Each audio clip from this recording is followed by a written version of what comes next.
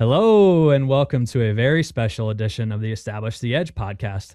I'm Mark Dankenbring, and will be your host today alongside two NFL projections mavens, Jack Miller and Ben Gretch. This will be the team-by-team projections preview crew this offseason, with Jack and I standing in for Mike Leone on the show this summer. I know how much I've enjoyed this series as a listener over the years, so I feel very honored to take over as one of the contributors and the host this year as we continue on the tradition that Leone and Gretch have set before us here on the Establish the Edge podcast. So thrilled to be here and take over this series. Want to bring in Jack and Gretch here. Jack, how you feeling? How's it going this summer as we head into the depths of the NFL offseason? Feeling good. I'm excited to be here. Me and you, we've got big shoes to fill with Leone out of it this year. But I'm excited and honored to be here next to you and Gretch and filling in for Leone. So I'm stoked. I'm excited to get this going. Absolutely big shoes to fill. Again, as a listener over the years, just really love the insight that Leone and Gretch have provided here. I know it's a highly anticipated and sought after series here between Leone and Gretch. So, I think we'll find our footing here, be able to provide some similar insight there. But Leone, obviously one of the best in the business, so we'll certainly miss his voice here. But yeah, hopefully he can fill that in. His previous counterpart, now our counterpart, Ben Gretch, whose work can be found at bengretch.substack.com. He's also on the Stealing Bananas podcast with Sean Siegel, which is a great listen. So, Gretch, you've got some new partners on hand. How you feeling as we embark on another season of projections here? I'm feeling great. I told you guys earlier that big shoes to fill line you both use. I told you guys that one earlier because we all obviously have a ton of respect for Leone. He's one of the absolute GOATs in the industry. And I know people have always loved this series. It's the thing that I get the most questions about. Like I would say it started a month ago, in the last month. And I'm like, man, we're not even close to when we usually do it. I've gotten, I would say, a dozen like DMs or questions. And I'm like, you guys are really looking forward to this thing. That's great. But you guys already said you had big shoes to fill, and we all know that we love Leone. So I'll just go the other way. We don't need Leone. We don't care about Leone. You guys are phenomenal. We all know that you guys were the real thing that's been powering the projections behind the scenes for years. Anyway, Leone's just the face and the figurehead. Obviously, we got the real GOATs on now, and the series will be much better for it. The truth comes out naturally with Leone kicked to the curb here, and the young Bucks, coming in to take his place. So yeah, I appreciate that, Gretch. It will be a fun 8-part series here. We're going to break things down division by division as we have done here previously over the years. We're going to start with the NFC South division today, but before we get team by team level here through the NFC South, we do want to kind of talk through just the macro lens of our projections process a little bit, and kind of what goes in to the making of the projections we'll be talking through throughout this whole series. So since this is episode 1, wanted to do a little bit of intro there, not only on our projections process itself and how it's evolved over the years, but some of the kind of the meta macro trends that we've come to see from the NFL and how that is influencing our process as well. So one of the things I think is, clear that we need to hit off on the top is that the plays per game in the NFL last year hit a 33-year low in 2025. There's only 61.3 plays per game last season. Again, that was the lowest number since the mid 90s. So pretty drastic change there for the NFL. Scoring slightly increased, however, the highest since 2020 in terms of points per game. So it's an interesting dichotomy there that, the plays per game hit a low and scoring also kind of rebounded a little bit per team there.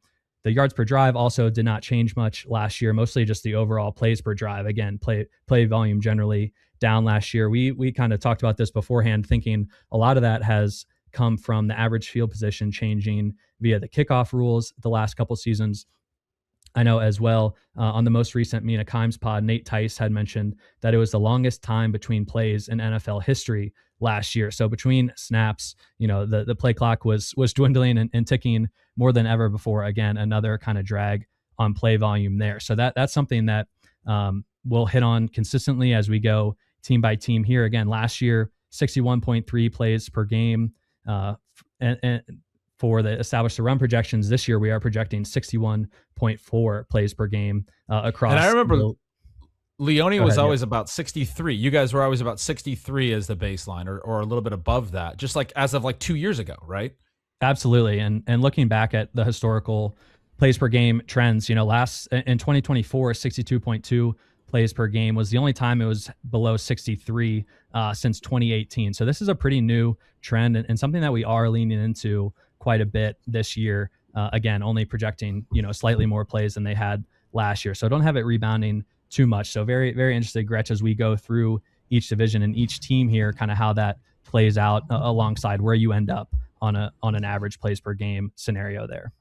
And one of the big, I've tried to figure this out, and I've done some writing on it this offseason. One of the big numbers, and we were sharing a little bit of notes, and we're both looking at this Pro Football Reference season by season page. The scoring percent column, which is the percent of drives that end in a score, is way up the last 2 years. It was 35.5% of drives just back in 2023 when you were talking about the number of plays. Last was over 63 plays per game. It got all the way up from 35.5 to 38.8 in 2024, then 39.5 this year. The number of drives coming way down, but there's more scoring per drive. And that's to me the effect of the kickoff rules that you mentioned. We're seeing a higher starting average field position, and we're seeing longer field goals, like kickers being able to bang from like 60 yards out. You have like more scoring per drive. We'll get into this more as we talk about one of the teams today, Carolina. Like, I think they're a great example of this, but I think we have teams that when they get blown out because of the longer seasons and like player health stuff are more willing to just throw in the towel. Like Carolina last year, we didn't get garbage time points out of them. And so that's an interesting thing we'll talk about with them. But you get these this higher rate of scoring percent per drive, and then potentially a bigger blowout earlier in the game, and then teams kind of packing it in versus 10, 20 years ago when we get more garbage time, more fun fantasy production, even if a team was down by multiple scores. Yeah, and another thing that Mark, you mentioned with the pace being down, I just want to throw out a couple more numbers, just comparing the 2025 season to 2023. If you look at motion rate, which obviously would slow down pace, motion rate in 2023 league-wide was 51%. This past year, the average motion rate was 59%. That coincided with the seconds per play being up from 27.4 to 28.6. And so we'll kind of get into this as we go on a micro level, team by team. But we discussed pre-show some of the new younger OCs and the impact that they have on the league. And I think you're seeing that the increased motion rates is kind of leading to a slower pace as well there.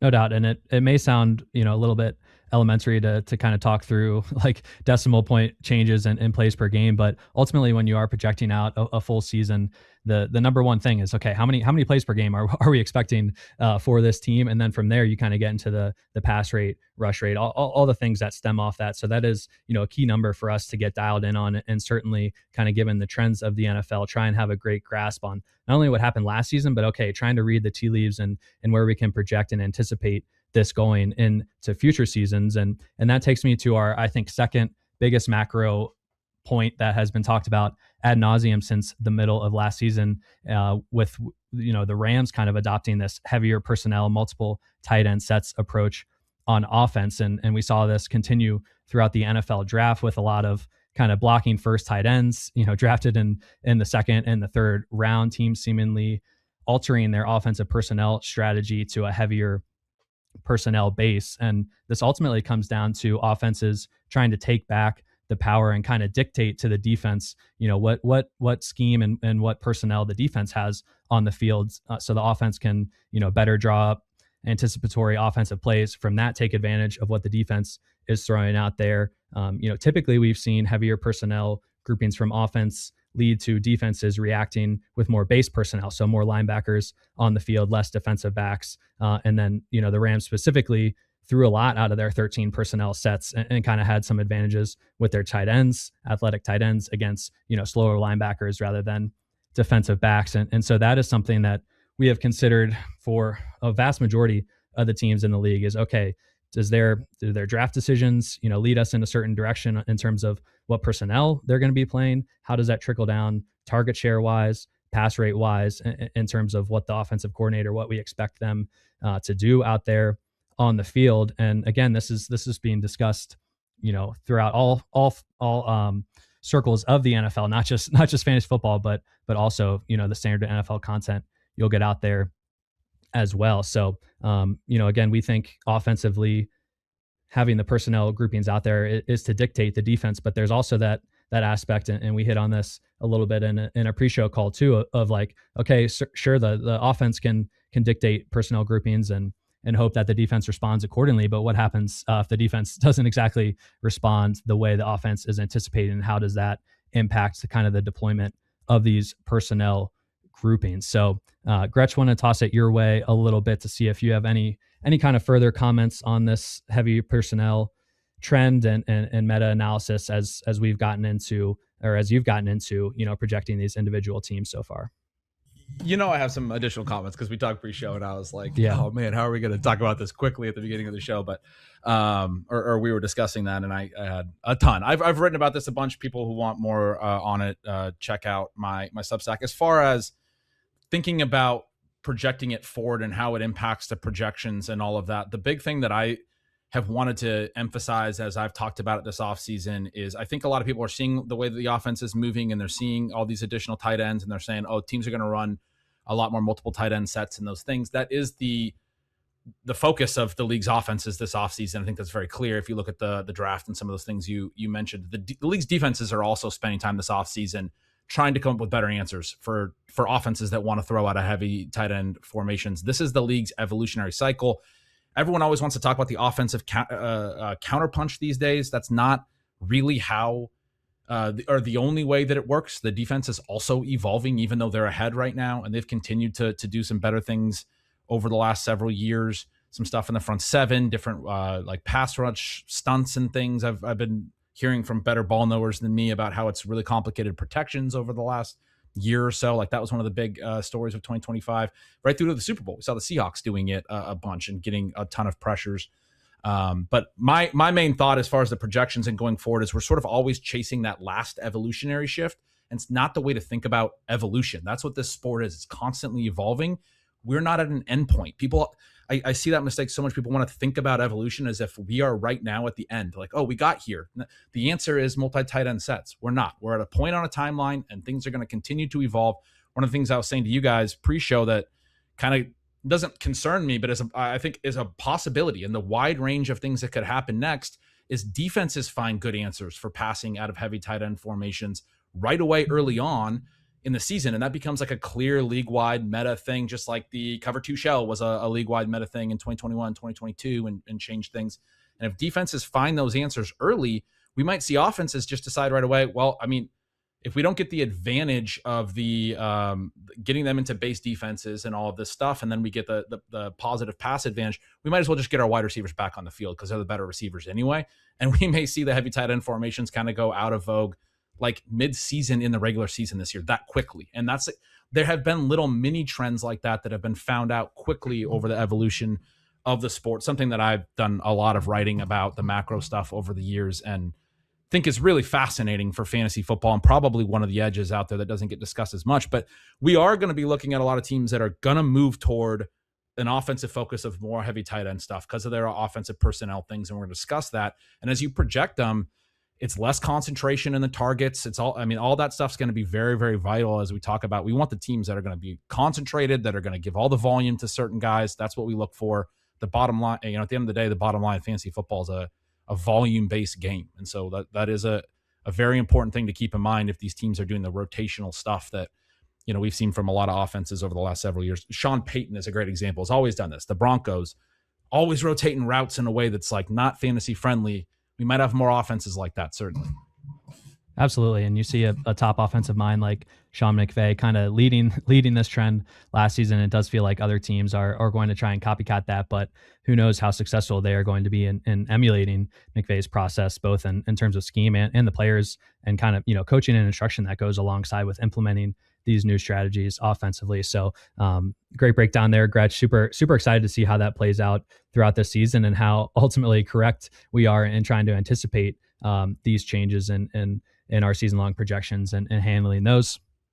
With that all being said, let's get into the projections here a little bit. Once again, we're going to be going team by team here. Leone has mentioned in previous years, and I do want to reiterate once again that ultimately, like when we're going through kind of these raw target numbers, carry projection numbers. We tend to be ultimately a little bit lower than Gretch in terms of kind of like the raw volume that we give to players. We are baking in some unlisted target shares for teams, especially, we're recording this episode towards the end of June here. We're trying to let the offseason play out a little bit. So we have some enlisted target shares, rushing shares baked in on teams. We're also baking in, probably some injury risk for these players, not necessarily projecting a full 17 game season, whereas as Gretch tends to be a little bit more optimistic on that lens as well. Also, which is a good point from the perspective of what are you trying to do with the projection. I think you guys are going to be way more accurate. Obviously, what I'm trying to do is with my projections is basically figure out what I think it more like a week one projection looks like over the course of the year, but we know it's a moving target with player health and those things. And so it's more like, what is the team trying to do? What's a baseline in a perfect world for them? But a lot of teams are going to have to adjust to things that are not going to go perfectly. That's the way that the season goes. Yeah, and that was going to be my next point there as well, is just wanting to distinguish a little bit between projections and how those equate directly to fantasy rankings. At ETR, we have a base projection for players and then pair them each with a ceiling outcome to kind of help build in bull cases from, young rising players, rookies who may have more end of season upside and more of an untapped ceiling, and vice versa for veterans who may have a stronger base volume case, but not as strong of a ceiling outcome at this point of their careers. And again, as Gretch alluded to, he probably more so bakes his upside case into the base numbers directly. So those reflect when we're going through those raw numbers here. And I've always thought it was great, kind of going through player by player. If there's ever a player we're higher on volume wise than Gretch, that's always an interesting signal if we may be that much more bullish on a player. Again, just given that Gretch's numbers typically trend a little bit hotter than ours. All right, let's get started here in the NFC South, and we are going to start out with the Tampa Bay Buccaneers. Not only one of the most exciting teams to talk through in the NFC South, but I honestly think across the NFL here, as the Bucs are on their third different offensive coordinator and play caller in 3 years here, as Zach Robinson comes over from Atlanta. We also have the Mike Evans departure to San Francisco, first time pretty much in my lifetime, certainly projecting the NFL that Mike Evans will not be a Tampa Bay Buccaneer. So I think that's a pretty massive shift to talk through here as well for Tampa Bay. On the team level projections here for the Bucs, we had ETR at 61.7 plays and a 60.1% pass rate here for the Bucs. Gretch is a little bit higher on plays per game at 63.2 and a little bit lower on the pass rate at 59%. So coming in, I think with, a relatively sizable gap there in plays per game at 1.5 added to Gretch's play volume there. So, Gretch, how about you talk about Zach Robinson coming over from Atlanta and maybe why you think you're a little bit more optimistic on the play volume here for the Bucs in his first season? Yeah, and I think he said third year in a row with a different play caller. I believe it's the fifth year in a row, because even before Liam Cohen, because we had Canales for a year before that, and I think it was, I can't even remember, Byron Leftwich before that. Zach Robinson, who they brought over, was with Liam Cohen on the 2022 Rams staff, and that's where Cohen got hired over to the Bucs, and then Robinson got hired to the Falcons, but now has landed with the Bucs. That Cohen was the coordinator here, obviously, before taking the Jags job, and that was the really successful Bucs season in 2024. Last year, everything kind of went the wrong direction. I think pretty clearly the decision to bring in Zach Robinson is to trend back more towards that Liam Cohen 2024 season. Robinson's Atlanta teams, they've been pretty run heavy the past couple of years, but I think maybe by necessity a little bit, and just kind of personnel and those things. Like we were talking about, a lot of these trends are going to be dictated by who you have. You have Bijan Robinson, you're going to run the ball a little bit more probably. I'm not really reading too much into the Bucs last year, lower play volume and run rate, which is mostly because of personnel issues. This is a team that got injured more than like any team in the league. The O-line stuff, they had 11 different guys log snaps and only 2 played more than 12 games. Wirfs was injured a bunch. Their other tackle, I always don't forget how to say that, Luke Gedeke, whatever. He was out a bunch, and they had to play that rotational lineman tackle. Heck, is it? Man, I don't know the lineman Charlie stuff, Heck. but yeah, Charlie Heck, who was like had a horrible PFF grade, and I remember people in season talking about like you can't go from Wirfs down to heck, you can't go farther from, how good they are at tackle to how bad they became. They this year, and then Cody Mock, he was a 6th best guard in pass blocking who play among 38 who played 1,000 snaps in 2024. He played just 2 games, 138 snaps in 2025. So they lose a really high level guard as well. Like their offensive line, ton of turnover, ton of injuries, or not turnover, but a ton of injuries and attrition last year. And then you think about the skill position players. Evans played 8 games. Godwin played 9 games, tried to return week 4, week 5, had to sit out another 6 weeks. Bucky played 10 games. I mean, those are your 3 key guys going into the year. They all miss like half the season. And so they had so much on the offensive line and in the skill position room that wasn't there, that as far as like the team level trends, and then they still ran 62.8 plays I have in my numbers. So they still were a little bit above average. I do think some of that's a Baker Mayfield thing. He tends to be a little bit erratic. We talked about teams playing slower last year, but Baker will be like in late game situations. This is a team that will play aggressively for the most part. Or at least I think they will. This is something Leone and I have talked about a ton over the years, whether it's the OC, whether it's the quarterback. I remember like he would always feel like the Cowboys stuff was more Dak driven. I think Baker is who he is, and you're going to get a certain type of aggression. And so that's where I came in with the above average plays per game. They have a decent Vegas win total, like basically roughly a 500 team. I do have them as a slight slight negative PROE, slight run lean in the pass rate thing relative to, I use the Vegas win total to do like an expected pass rate. So I have them about minus 1.5% relative to that expected. The teams in Atlanta the last couple of years under Robinson have tended to be even more than that. So that's more towards neutral. I could definitely see your guys' pass rate being more accurate, but I do think the tempo thing, I'm curious. I want to hear like why you guys wound up. I mean, I guess it's probably close to your league average at 61.7, but like closer to league average. Yeah, so we're actually just at our algorithm on Bucks plays, which should take into account, Baker's history. And we're kind of leaning into more of last year, I guess you'd say, with Zach Robinson, because pace wise, they were a little bit faster in 2024 and then closer to average last year. And so between all the OC changes, we're basically just leaning into what our algorithm has, which bakes into account the Bucks history with Baker as well as their win total there. Yeah, certainly could be a spot we could potentially come up a little bit. I know there's definitely excitement around the Bucks offense this year and kind of a little bit of a bounce back for Baker Mayfield. So let's go into the Baker Mayfield conversation here. Currently entering a contract year is Baker. Albert Breer said just a few days ago he'd expect some sort of deal to get done this offseason, likely during training camp. Baker, career highs across the board 2 seasons ago in 2024 under Liam Cohen, produced overall QB3 numbers in fantasy at 22.5 points per game. Pretty massive, season there for Baker, but that came back to earth last year, dipped back down to QB 19 and points per game at 16.5, essentially. So a 6-point drop in fantasy point production from Baker year over year there, despite his rushing holding from 2024 to 2025. We've seen essentially half of Baker's career rushing yardage come in the last 2 seasons. This will be his 9th season. So 2 out of his 8 seasons, he's pretty much had half of his rushing production. So I do think that has elevated his floor, and I don't necessarily see that changing this year. Jack, curious your thoughts on Baker Mayfield, if he's viable much in, kind of single QB redraft leagues, or more of just a best fall stackable target coming into a season once again with a new offensive coordinator. Yeah, we have him more in the QB2 range. We have him, I think, QB 19 on Underdog, and just kind of looking at our projection versus Gretch. One spot where we are a little bit off is on the yards per attempt. We're at 7.1.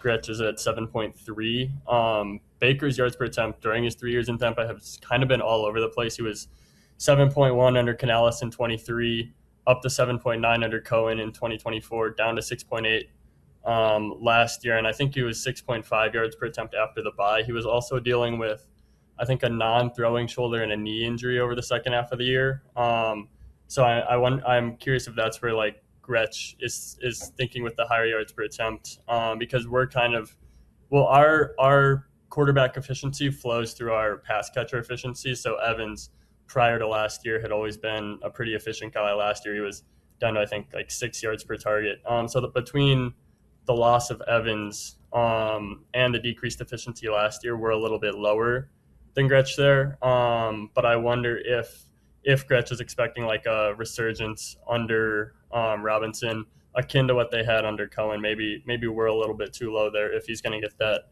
per attempt efficiency back up. I think this is probably just the effect of me assuming more health at the receiver positions, more targets for Ibuka, for Godwin, for McMillan. If you kind of look down the list, like the better players, my efficiency is going to flow through the receivers as well. I wonder if we'll see this a lot, like a little bit of a gap for me with the quarterback efficiency slightly higher, from the perspective that the players that we project to be more efficient, I'm projecting more targets for. So it's just going to immediately push up his YPA and a little bit higher on that side. The rushing thing you mentioned, Dank, is a pretty interesting one. This is a weird one because Baker had never run for more than 200 yards at any point in his career until 2024. Then it was like, oh, career highs across the board. And like you said, he backs it up.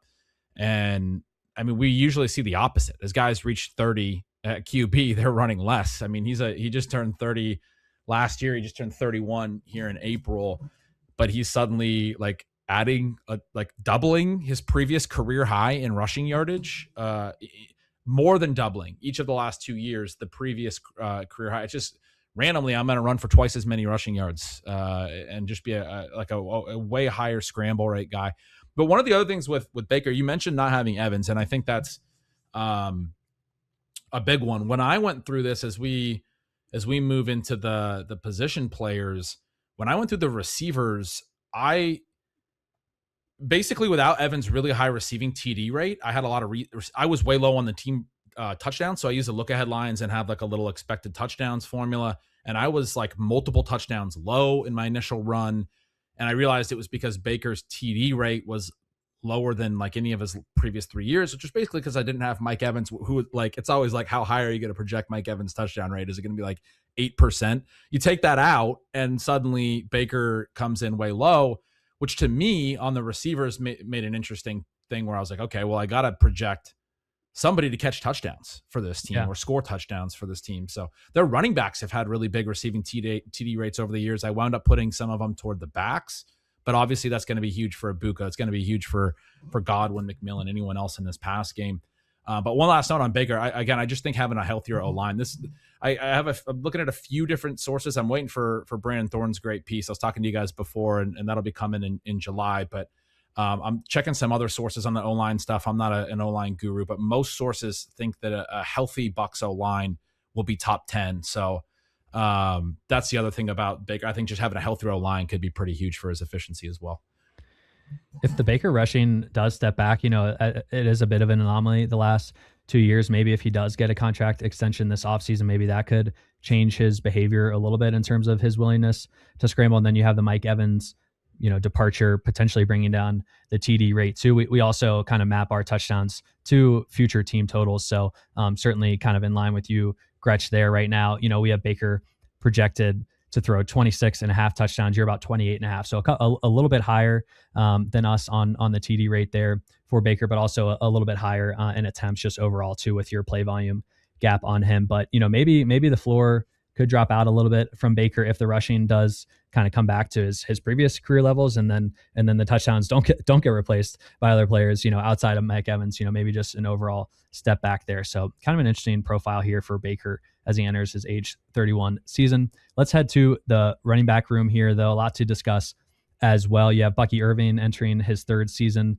The Bucs signed Kenneth Gainwell this offseason to a 2-year, $14 million deal. And then Sean Tucker returns on a 1-year, $3.5 million deal. So very quickly, Bucky Irving is the third highest paid running back in this room, yet expected to be the starter once again. Kind of an interesting profile here for Bucky, because in the middle of last season, Sean Tucker had 9 carries from inside the 5-yard line. Rachaad White only had 8. Bucky had 0 carries inside the 5-yard line last year. And then he brings in Kenneth Gainwell, or the Bucs bring in Kenneth Gainwell, who, just had 85 targets last year with the Steelers, clearly profiles as their pass down back. So Jack, I'm curious how you're viewing this kind of 3-headed committee here for the Bucs with Bucky, if he doesn't have the goal line role or pass pass game role, where we exactly seeing his fantasy outlook fall into place here? Yeah, and it's kind of been a weird offseason for Bucky, where Todd Bowles said a couple of weeks ago that he would return from the shoulder injury sometime in the summer or fall, and then like 2 weeks later, he's doing on-field work at OTA. So it seems like that was a little bit of maybe a conservative projection out of Bowles. But I think the big thing with Bucky is, where do the high value touches come from? Like you said, Sean Tucker out carried him inside the 5-yard line 9-0 last year. They brought in Kenneth Gainwell to fill the Rachaad White pass catching role. And so we have 188 carries for Bucky. We have 5.4 touchdowns. He only had 1 touchdown on 173 carries last year. Gretch is actually higher on his carries, but lower on his touchdowns. He has 218 carries and 5.2 touchdowns. We do have Bucky's touchdown stuff like pretty docked relative to where your average running back around his volume would be, but Gretch's projection combined with the Tucker versus Bucky goal line gap last year is almost making me think we could go further. And then, if Kenneth Gainwell takes over on a lot of the pass downs, I do think that the path to a high value touch role is pretty tenuous for Bucky. With that being said, the market is also quite aware of that. And as of now, we're higher than market, very slightly on underdog. On Bucky Irving, we have him 50th overall. The market is 3 spots lower. I think part of that is the market reacted to the Bulls quote and the shoulder kind of FUD, whereas we have the ability to, adjust that stuff right away. The market takes a little bit of time. So we have Bucky in the 5th round. The market is even more conservative than us. But I do think that the market is correct in assuming there is a pretty scary path to low high value touches for Bucky in 2026. Which you get into the dead zone stuff, which we can obviously talk a ton about, both you and I. But I had the exact same read. And so you mentioned how I have the lower thing in my notes. So the high value touches, obviously the receptions, the touchdown equity. I've had this term trap back, like when I've written about the high value touches, the pass, our buddy Pat Corain actually came up with that one, but it stands for trivial rush attempt percentage. It basically means like what percentage of your touches are going to be like between the 20s carries as opposed to the receptions and the goal, the red zone, green zone type stuff that are going to be way more valuable for touchdown production. We know running back ceiling comes from the catches and the touchdown production. I have in my notes some real trap concerns for Bucky. I mean, he's been a really good receiving back. I had some notes on him. I don't have them right in front of me, but his missed tackles forced per reception. I mean, he's had really good evasion stuff all the way back to college. The long view stuff on him is great in terms of his ability to like make guys miss in space. But particularly in his first 2 years, his missed tackles forced per reception have been like, I think it's over 0.4 per catch. Like it's a massive amount. His ADOT has been like -2 both years, and he's still like a 7+ yards per target back, which the average is like 6. And he's catching the ball on average lower than most backs are going to be closer to 0 or -1. He's catching it, deeper in the backfield, and he's still generating more. Basically his yak after the catch, really, really strong. He's good in the pass game, and they've talked about that a lot. But you bring in Kenneth Gainwell, he's really good in the pass game too, and he's kind of this back that can do everything for you. And so I agree with Jack. There's some real concerns on the pass side, but especially on the goal line side. There was a comment in the Coach Speak Index Discord from May. Zach Robinson was talking about Sean Tucker as a short yardage guy very specifically, and then his next mention was Kenneth Gainwell as good in short yardage, and then he throws in Bucky third, and he goes with a note that he says he can throw his face in there too. And it's just like they've been talking about Bucky like as the starter. Like Todd Bowles has been clearly, he's the 1A, Kenneth Gainwell's the 1B. Like Bucky's our guy. And then you get into the goal line stuff and you're like, yeah, Bucky's the afterthought. And I mean, it stuck out to me. And Tucker's had, if they're talking about him as a short yardage guy, and he's had that role, as you mentioned, he's had way more carries in close. I mean, I'm projecting Tucker to basically have that role. And then they were talking about Gainwell being effective at that last year for the Steelers, which he was. And so now, to me, like, Bucky's concerning. I've taken him in a couple of the I haven't done a ton of drafting, as we'll get, probably discuss at some point, but I've taken him in a couple of drafts because his price does seem so palatable, like you were talking about, but I kind of wonder if he is just a trap. And then relative to that, Gainwell, they've been nothing but effusive in their praise for Gainwell. He's like, in my opinion, a huge threat, was going to be a huge threat to any running back that he landed behind, because he can do everything. He can play on all 3 downs. He was very effective last year. The discussion on him has included how good of a receiver he is, and then now this comment on the goal line where he comes in behind Tucker, ahead of Bucky. To me, it's like he's this high value touch secondary running back that I want, that's cheaper, that I want to be investing in, as I play this backfield. Absolutely. It's going to be interesting to see what happens with Bucky, just given how successful he was as a rookie. I mean, 5.4 yards per carry on over 200 attempts, 8 touchdowns on the ground, was also efficient in the pass game. And that held over to his second season in the pass game, but his yards per carry dipped down to 3.4. So 2 yards per carry difference between his rookie and sophomore season. Pretty wild there. It certainly seems like a case where since the coaching staff is heralding Bucky as the 1A, if he plays well kind of and regains that efficiency he found rookie season, the more of the volume could go his way, and we could see maybe Sean Tucker essentially phased out if Bucky finds that success. So let's head over. But does it feel? So this term I've used on the show before is the small hit, big miss, or big miss, small hit. It feels kind of, even that scenario you just described where he gets more work, if he's not getting the really valuable touches, it feels small hit. And then with like already having the shoulder issue, some off-field stuff last year as well, it feels big miss to me.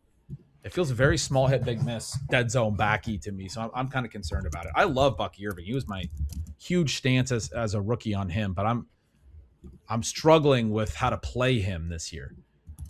I agree. I think it's a very tough decision. I think the thing I'll say about the pass game involvement is that on early downs, we'll probably see Baker target him a little bit. Sean Tucker is essentially a 0 in the pass game. He comes into this year with, I believe, 25 career targets, over 3 seasons. So it should at least all be Bucky and Gainwell in the pass game. I'm more concerned over the goal line, but it is a very tough valuation there for Bucky. As of now, I agree, kind of small hit, big miss potential there for Bucky in the 5th round. I just want to echo what Gretch mentioned briefly about the off-field stuff. Like, it was a really weird situation with Bucky last year, where the original reporting on the injury was that it was week to week, and then as time went on, he missed like 2 months. And at one point, there was like some implication that there was like some mental stuff going on with him. It's some weird social posts. At least one. It was like a whole saga. So if that gets figured out, which, I mean, given that he's not at 100%, it seems like it hasn't totally been figured out maybe to this point. But I do think that that's worth contextualizing how much his performance dropped off, at least on a per carry basis, from his rookie year to last year, that maybe there was some other stuff like going on that we aren't totally keen to. He's definitely good. Yeah, that's a good point. All right. At wide receiver here, again, Mike Evans' departure kind of headlines the Bucs wide receiver core here. They also drafted Ted Hurst in the 3rd round. Emeka Egbuka comes back for his 2nd season. A pretty interesting rookie season split for Egbuka, as he came out of the gate just absolutely on fire with Chris Godwin sidelines. Mike Evans also hurt a little bit during that span as well. So Egbuka crushed, and then towards the end of the season faded a little bit. There was a midseason hamstring issue there for Egbuka that has kind of lended to a lack of explosiveness there. He says he's 100% heading into his sophomore season. And then Chris Godwin as well, coming into his age 30 year last year was a bit rocky, ended up missing the first few weeks, came back, and then only played a game or 2, left with a lower fibula injury, which is what he suffered to end his amazing season 2 years ago, that lower leg fracture and ankle dislocation. So Chris Godwin coming into his age 30 season, tons of volume available here. If you look at any target per out run splits with Mike Evans off the field over the last 2 years, Chris Godwin has a 29% target per out run over the last 2 years without Mike Evans. Egbuka was 28% with Evans off the field last year. So these two kind of feel like the alpha target earners in this offense. Jack, how about you hit on Egbuka and how we're viewing things with him on the Bucs this season, and then Chris Godwin and just kind of your feelings on Godwin's health and the potential upside here, as as a lot of voided targets are gone with Mike Evans out of the picture. Yeah, Egbuka's a guy we've bumped throughout this offseason. Zach Robinson has been pretty complimentary of him. He compared him to Cooper Kupp, who obviously he coached to that historic season in Los Angeles.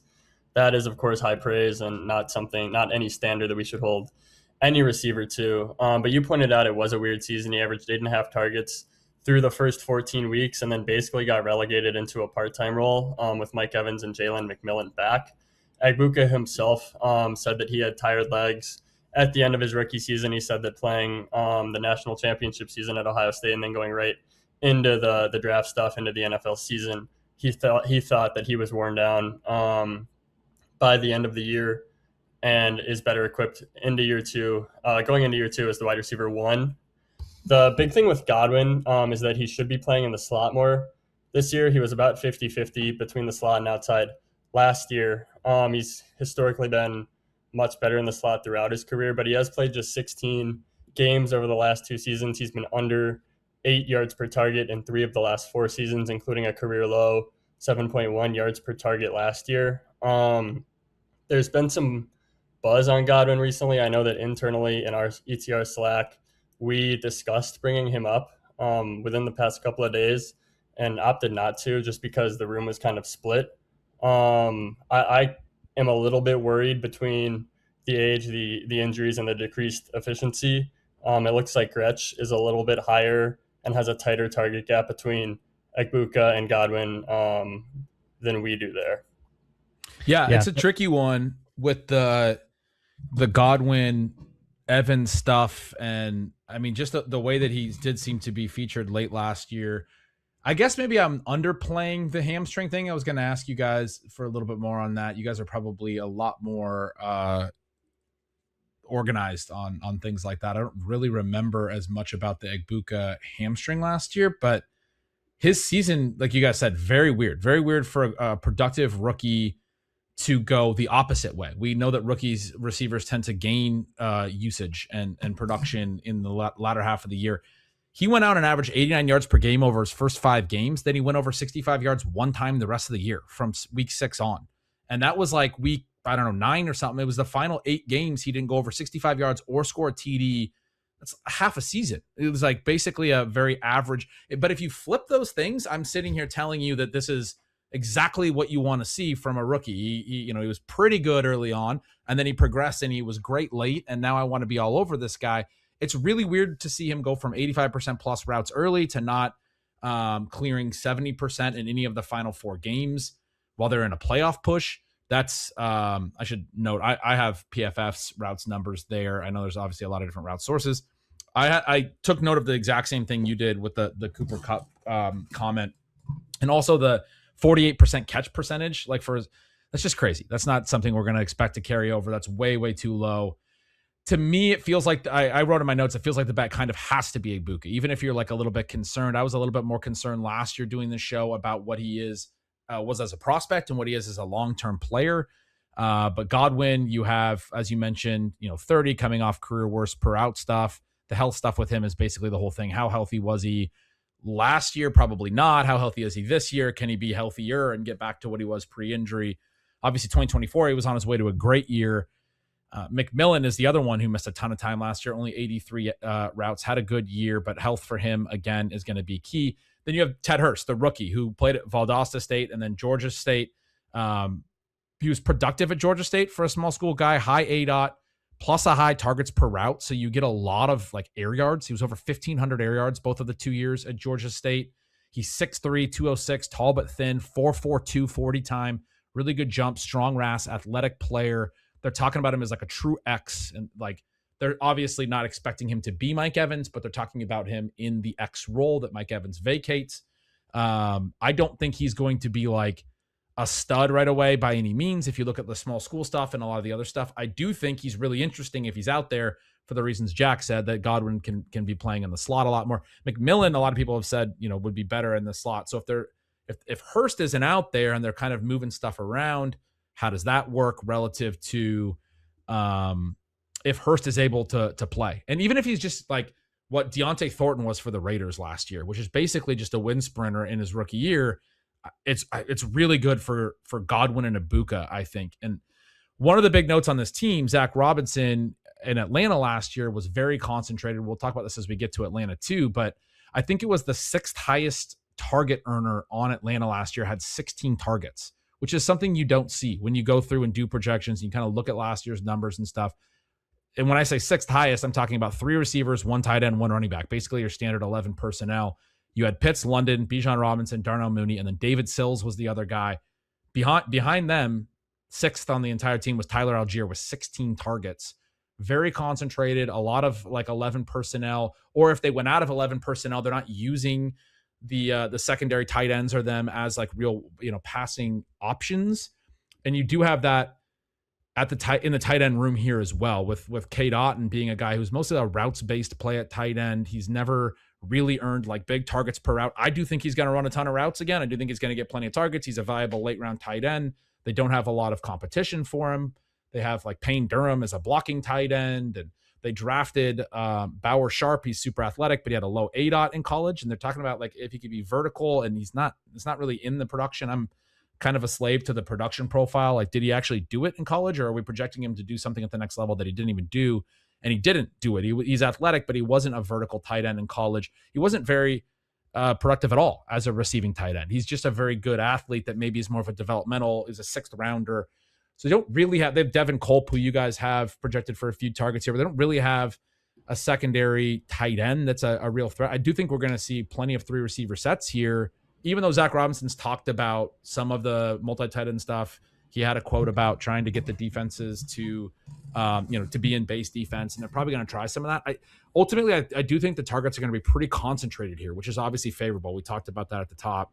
And then the last thing is just the touchdown element, which again, if you want to go back to the running backs, that was something I wanted to mention. But if you want to be in on Bucky, like maybe you're playing the receiving touchdowns a little bit, or Gainwell, because Baker's like Rachaad White had really high receiving TD season. I think a couple years ago, he's thrown when he has thrown to Tucker. Tucker's had a decent receiving TD rate, and then Bucky had one I think a couple years ago as well, a decent receiving TD rate. But assuming that the backs are only going to catch maybe like 6 or 7 of them, there's a lot.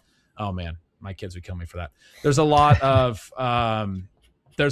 of receiver touchdown production to go around. I don't think Otton's a huge threat there either. So I came out of this projection feeling like Ibuka was the clear play, and then probably more optimistic, as you noted, on Godwin. Then I kind of went in because I'm like, if Hurst is the 3rd receiver, if they're in a lot of 11, Otton's not a huge target earner at tight end. I mean, there's probably a lot on Godwin's shoulders. If it's not him, then maybe it's McMillan, but there's got to be somebody else. 100%. And Godwin is someone I kind of think is a big hit, small miss type of player. Again, assuming health, I really think the volume should be there for Godwin. Certainly the age getting up there, above 30 isn't necessarily something we love to see, but as Jack alluded to, we should see him more in the slot this year. Jalen McMillan, only 4 games last year, but was 80% out wide. Emeka Egbuka, more of like a kind of 2/3 out wide, 1/3 in the slot. So I think those 3 are the pretty heavy favorites to be, the 3 wide receiver set there. And again, just on the Zach Robinson personnel usage point, in 2024 with the Falcons, he led the league with 11 personnel usage at 87% coming from 11 personnel. That was a year where Ray McLeod was the Falcons' 3rd wide receiver. And it was like all 3 of Ray McLeod, Drake London, and Darnell Mooney were in the top 20 in routes in the NFL. Just amazing volume upside if it ultimately does condense on those wide receivers. I do think Ted Hurst is probably the wide receiver 4 there, could fill in a little bit on the outside, but for the most part, the top 3 wide receivers for the Bucs, I've been aggressively targeting in best ball drafts. So you think McMillan will play outside mostly? I do. Again, just mostly given how he was deployed last year, 80% out wide. And then, if you kind of put Godwin back in the slot, then I think that's certainly the most likely outcome, that McMillan gets mostly out wide. How much was he out wide? Out wide his rookie year. McMillan 72% his rookie year. Yeah, that's what I was going to ask. Okay, because he only ran 83 routes last year, so the 80% to me, obviously, like a little bit. But so he was out wide a lot as a rookie too. I remember the book on him coming out of college was that he was better in the slot. Like a lot of the film people had that on him. But if they like him out wide, then that's great. He's been really efficient as well. 8 touchdowns in his rookie year. And then last year, again, only 4 games, but caught 12, 15 targets. So supposedly has that rapport built in with Baker. He's going pretty late in drafts. I do like him as a wide receiver 3 target there, especially if we are, if we miss out on Godwin or just, a little bit more hesitant on Godwin's health outlook for this season. And then Cade Otton, since the start of the 2024 season, has 834 routes with Baker at quarterback. That's more than 200 more than the next closest player, who is Sterling Shepard for the Buccaneers, believe it or not. Just kind of goes to show how banged up this wide receiver core has been the last couple of years. And we have kind of seen some spike games out of Cade Otton, but completely agree. He's more of just a routes-based play. And if there are some injury or attrition in the wide receiver group, that's mostly where Cade Otton shines. Don't necessarily think he is a big target in redraft leagues or anything, more so a best ball stacking candidate there. All right, let's head to... I like that note on McMillan, though. Who else is it going to be? I mean, Tez Johnson, what, $165 soaking wet? Like, right, and they phased out Tez pretty big time last year when McMillan came back. McMillan easily took that lead right away, even though Tez had like a pretty solid season, all things considered, up to that point. Yeah, and I mean, the thing on Hurst is if you look at like basically any of the more film-based analysis on Hurst, everyone seems to think he's like a super raw developmental prospect, and he's going to have a tough time going from Georgia State to the NFL. So I think kind of like if he is playing the X, I know Zach Robinson said he's like a natural X. I think it would be more of like a sacrificial type of role where he's just spacing the field. And McMillan's the guy who could like actually maybe carve out a role and get targets. It seems like it has to be one of Ibuka, Godwin, or McMillan, or two of, right? And then like even if Godwin goes down, then it gets Hurts on the field. I still agree with you. I think he's still sacrificial, and then it just makes McMillan that much more interesting alongside Ibuka. No doubt. All right, let's head to our second team of the division here. Again, Bucs were a very interesting team to talk through, both in the backfield and the wide receiver core. So nice in-depth long breakdown there. Let's head to the Saints, where Tyler Shuck enters his sophomore season under Kellen Moore here. One of the fastest teams in the NFL, actually the fastest team in the league in terms of pace last season, both overall and in neutral pace. That is, average seconds left on the play clock when the ball is snapped there for the Saints. That led to just the 9th most plays for them, or the 11th most plays for them last year. They also finished 8th in pass rate this year coming into the season. The ETR projections have the Saints at 62 plays per game and a 61.5% pass rate. Gretch is also higher here at 63.5 plays, has that same 59% pass rate as he had for the Bucs here. So once again, a play and a half, a little bit ahead of us here on the Saints. And the Saints are, I think, a clear team where the play volume could spike a little bit. Again, early here, just on the first couple teams, I might be inclined to maybe bump the Saints a little bit, just given all the signs we've seen from Kellen Moore. Also have invested in the offensive line.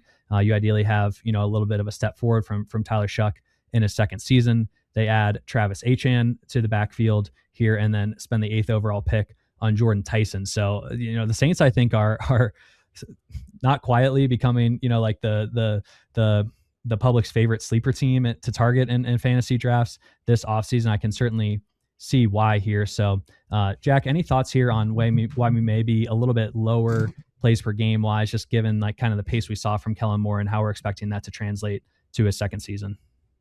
Yeah, I don't think there's any questions on the pace. I think the real question is just the competency of the offense. Like you said, they were easily the fastest team in the league last year. Kellen Moore is just like a well-known pace merchant, so they're going to play fast.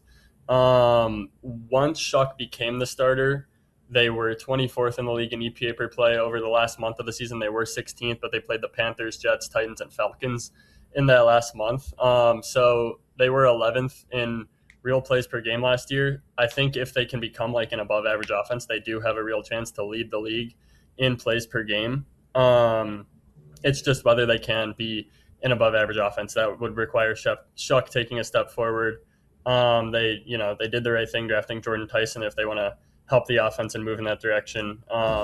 This year, I will also add that we don't have like a monster range on plays per game.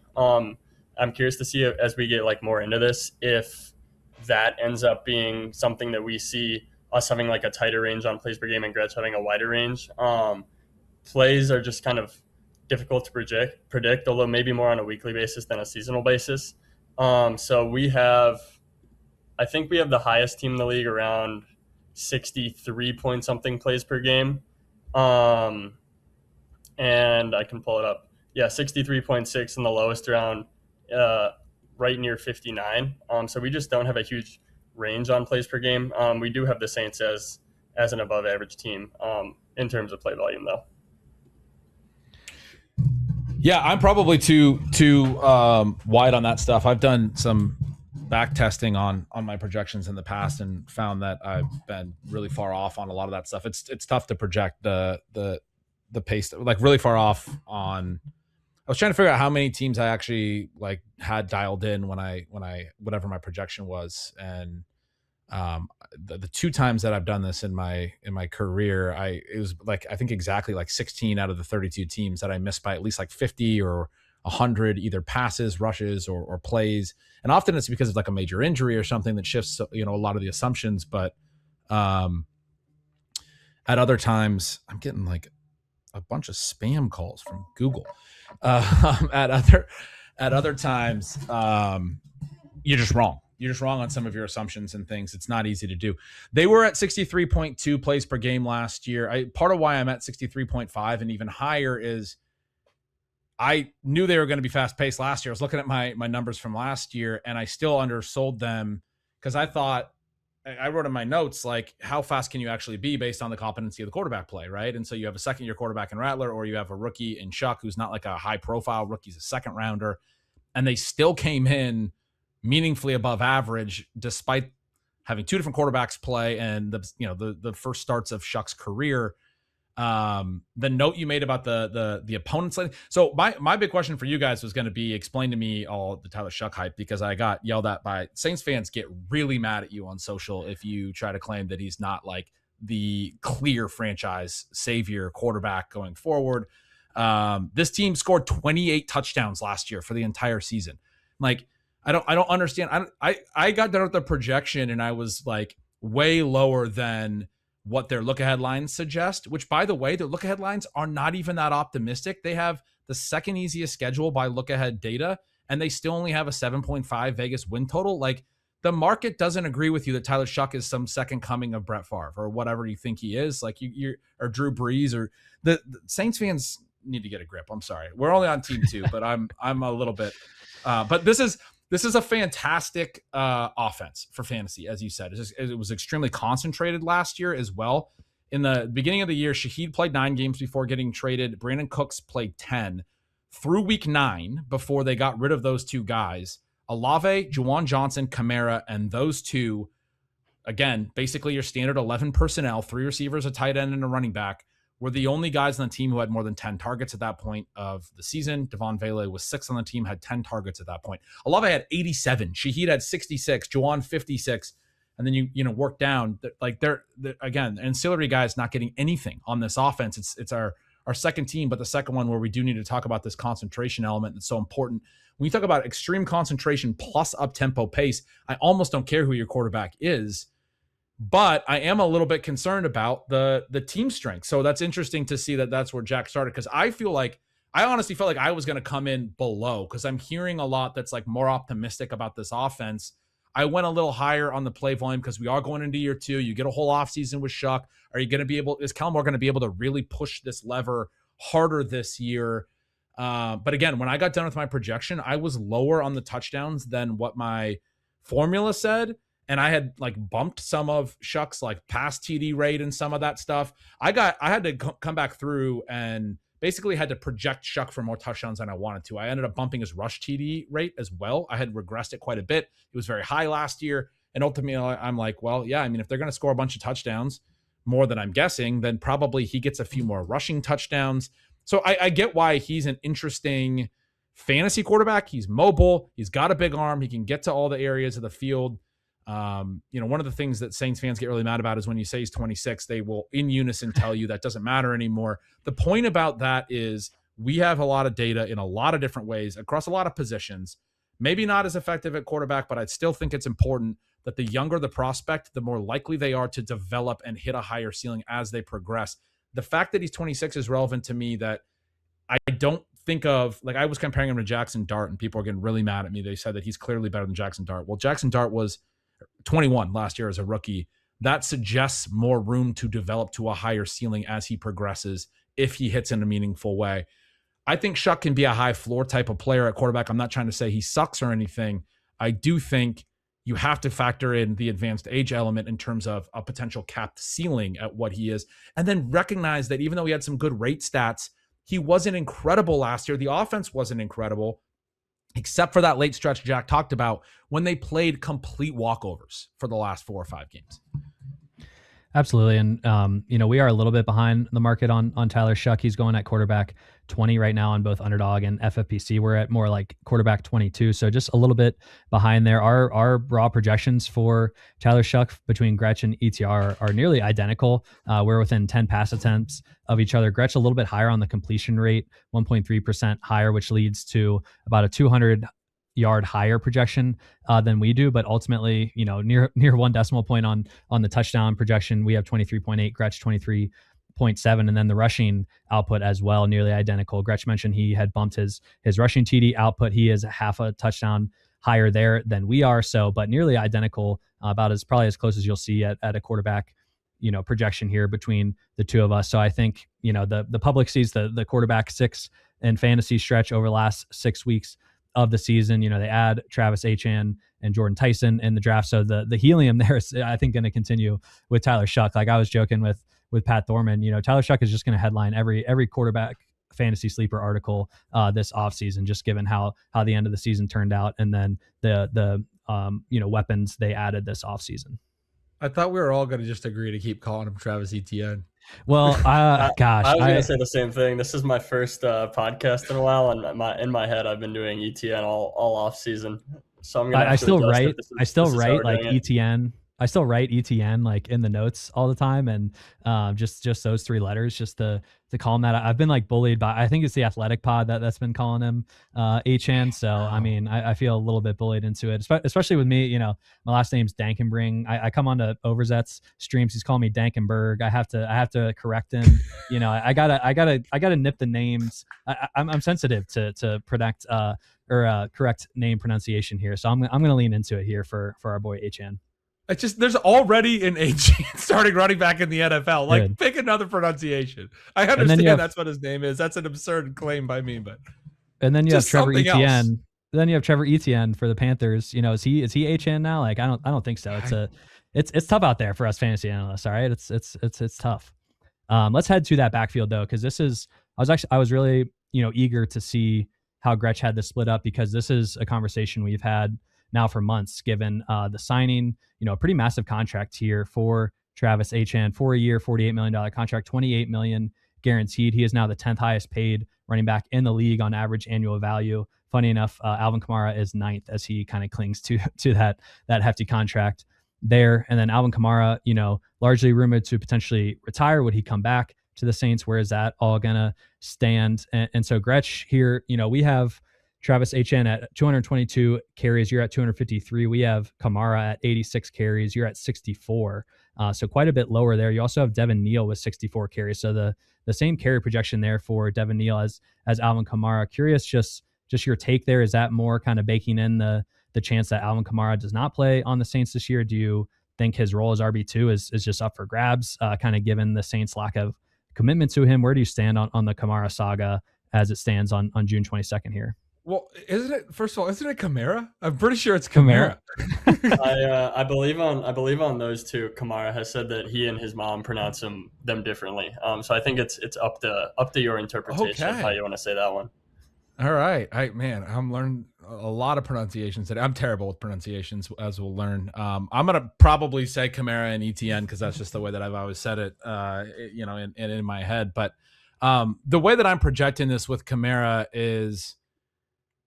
Well, number one, as I'm reading the tea leaves throughout the offseason, I don't think they want him back, but I think they're in a really tough spot where he is like such an important player to like their whole franchise and their city and their community that like, and he wants to be back, and they'd have to basically cut him and eat a bunch of dead money. It's sort of hard to justify. So they kind of don't have an out. Like you can't just treat a franchise icon that way, but they've talked up, like all the way down to like Audric Estime. I think they would really like especially if Kendre Miller's healthy, they would really like to have Neal, Kendre Miller, and Estime as sort of their 3. You can't carry 5 backs, so they're gonna have to cut someone that they don't really want to cut. I think they like Estime as more of like a bruiser, and then Neal and Kendre Miller as more of your do everything backups.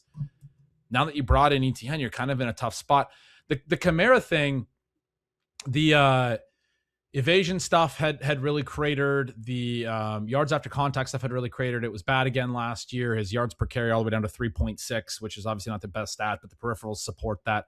But then last year, also the receiving stuff, which had still been good through 2024, it craters. He has a 0.78 yards per route run, first career season below 1.5. So basically half as many yards per route run as his previous worst season. Even as a pass catcher, I see his best days behind him. I think he's a really, really tough decision from the perspective of what I was saying about some of the commentary about the other backs throughout the year. I think he's going to be on the team, and I think they're going to use him if he's on the team because they kind of have to. But I kind of feel like it's going to be like, give him touches when games are out of hand or in not very important spots because they kind of just have to get him some work, keep him happy. Like, I think it's going to be kind of a tough storyline, honestly.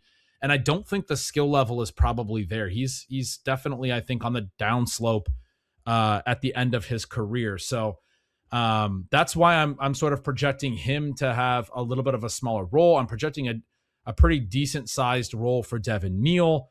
But have those two guys at the same number of rush attempts and have Kamara getting double the targets and then some. And so definitely I think Kamara will get some work in the pass game, which is frustrating for ETN's profile as well. And I have a big note here in all red that if there is no Kamara, I think you immediately bump ETN's target share, like probably at least a percentage point, if not, 1.5. But because I do think that's if you're gonna keep Kamara on the roster, that's where you're gonna have to play him some, is in some obvious passing situations and throw him the ball in the backfield a little. I'm probably too hot on ETN's like rush attempt share in this backfield. Didn't really know, coming off a big season last year and then a big contract as well. You're gonna probably see him get a lot of work, but like really, where this is the hardest thing for me in projections. We'll talk about this on every team, is how much of a percentage of the running back touches do I give to the number one when I know he's the clear number one? Because it's like, it really comes down to, does he miss a game? Does he miss a few games? Does he have, how much do they rotate? I don't know. That stuff can change year over year, even if the backups are the same, depending on how the team is sort of approaching different things. So yeah, he's a new signing and their big new player. I do feel like they would play him quite a bit. But again, another one that feels to me a little bit tricky. I had a hard time with the projection, especially if Kamara's taken some of the receiving and you have a 7.5 win total and you don't have a ton of touchdown equity probably.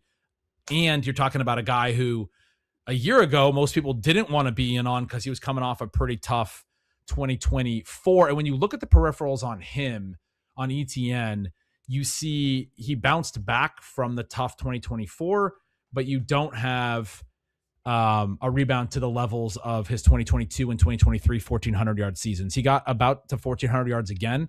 Like missed tackles forced per touch, his first 2 years, 0.228, 0.271, comfortably over 0.2. The 1 year approaching 0.3. It goes all the way down to 0.143 in 2024.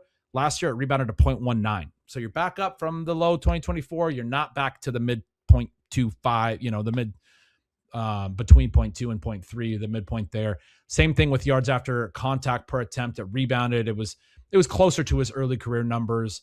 But I don't think that he had as much of a rebound year, I guess, as it looks. And so now I actually think he's maybe a little bit overpriced at that point.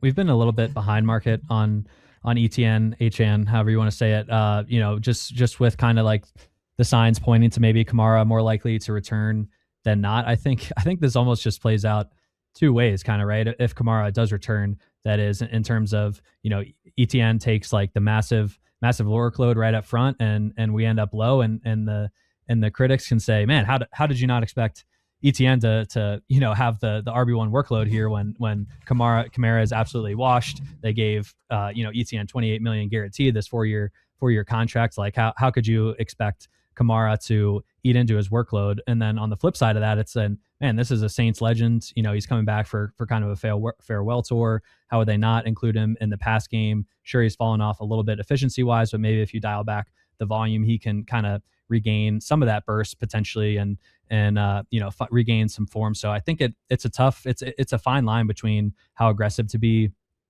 on ETN and I would say I would be pretty surprised if like the running back depth here got as many touches as as you're projecting, Gretch, just given kind of what we've seen with Kellen Moore historically, leaning more into an RB1 and then, kind of a secondary back and not necessarily mixing in 3 or more.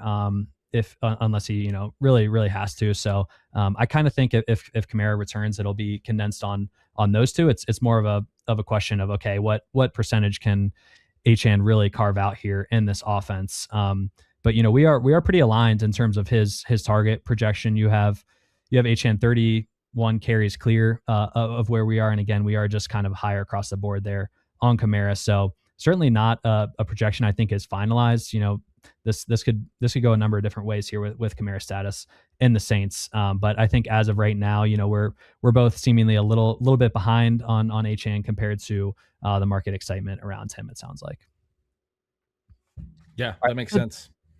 Let's head to this wide receiver room. Again, Jordan Tyson drafted with the 8th overall pick here for the Saints. Chris Olave coming off of a massive bounce back season for him. I thought Olave was one of the easiest clicks in fantasy drafts last season, as he was going in like the 70s and 80s pretty consistently. And it was like, okay, if Olave can stay on the field, he's going to get a massive target share. And that's exactly what happened. Chris Olave, 156 targets last year. That was the 5th most among wide receivers last season, behind only Jamar Chase, Amon-Ra St. Brown, Puka Nacua, and Jackson Smith and Jigba. So, clear alpha target share there for Chris Olave. The last 2 seasons, he's had a clean bill of health. It's led to massive volume and solid efficiency here. So he is dealing with some blood clots that caused him to miss the last game of the 2025 season. He is reportedly on blood thinners this summer as well. Supposed to be off those by the end of June, and no questions necessarily at this time around his status for training camp. So hopefully it should be good there. But I think the runway is still pretty clear here for a high volume season. In terms of the target numbers at wide receiver for the Saints, we are at 132 on Chris Olave. Gretch is at 140. And then for Jordan Tyson, we are at 103 and Gretch is at 99. So this is the first player that we've run into where we are higher on the raw volume than Gretch is and Jordan Tyson. So Jack, talk about our Jordan Tyson stance, why we're, I think, probably a little bit optimistic on him maybe versus Gretch here as he gets slotted into this Saints passing tree. Yeah, I mean, Tyson was just a really strong prospect from a production profile standpoint. He broke out as a 17-year-old freshman at Colorado on a truly terrible team and then had 2 more productive seasons at Arizona State. Obviously, his college career was very marred by injury, and the Saints are managing his reps this offseason. He's, as of this month, he's not even fully participating in every practice, but I don't think, as of now, there's any reason to be really concerned about his regular season availability.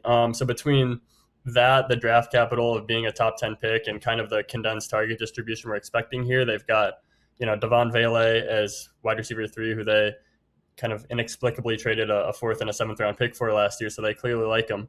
But he's more of like almost like a blocking type wide receiver who probably doesn't project for that many targets. And then they've got, after Vele, they've got Bryce Lance, who's kind of like Ted Hurst light in that he's a big super athlete who has a long way to go as an actual wide receiver, and then Berrien Brown, who's mostly just a kick returner. So I think that's kind of where we come in on Tyson. And he's a guy I've actually been trying to draft quite a bit of.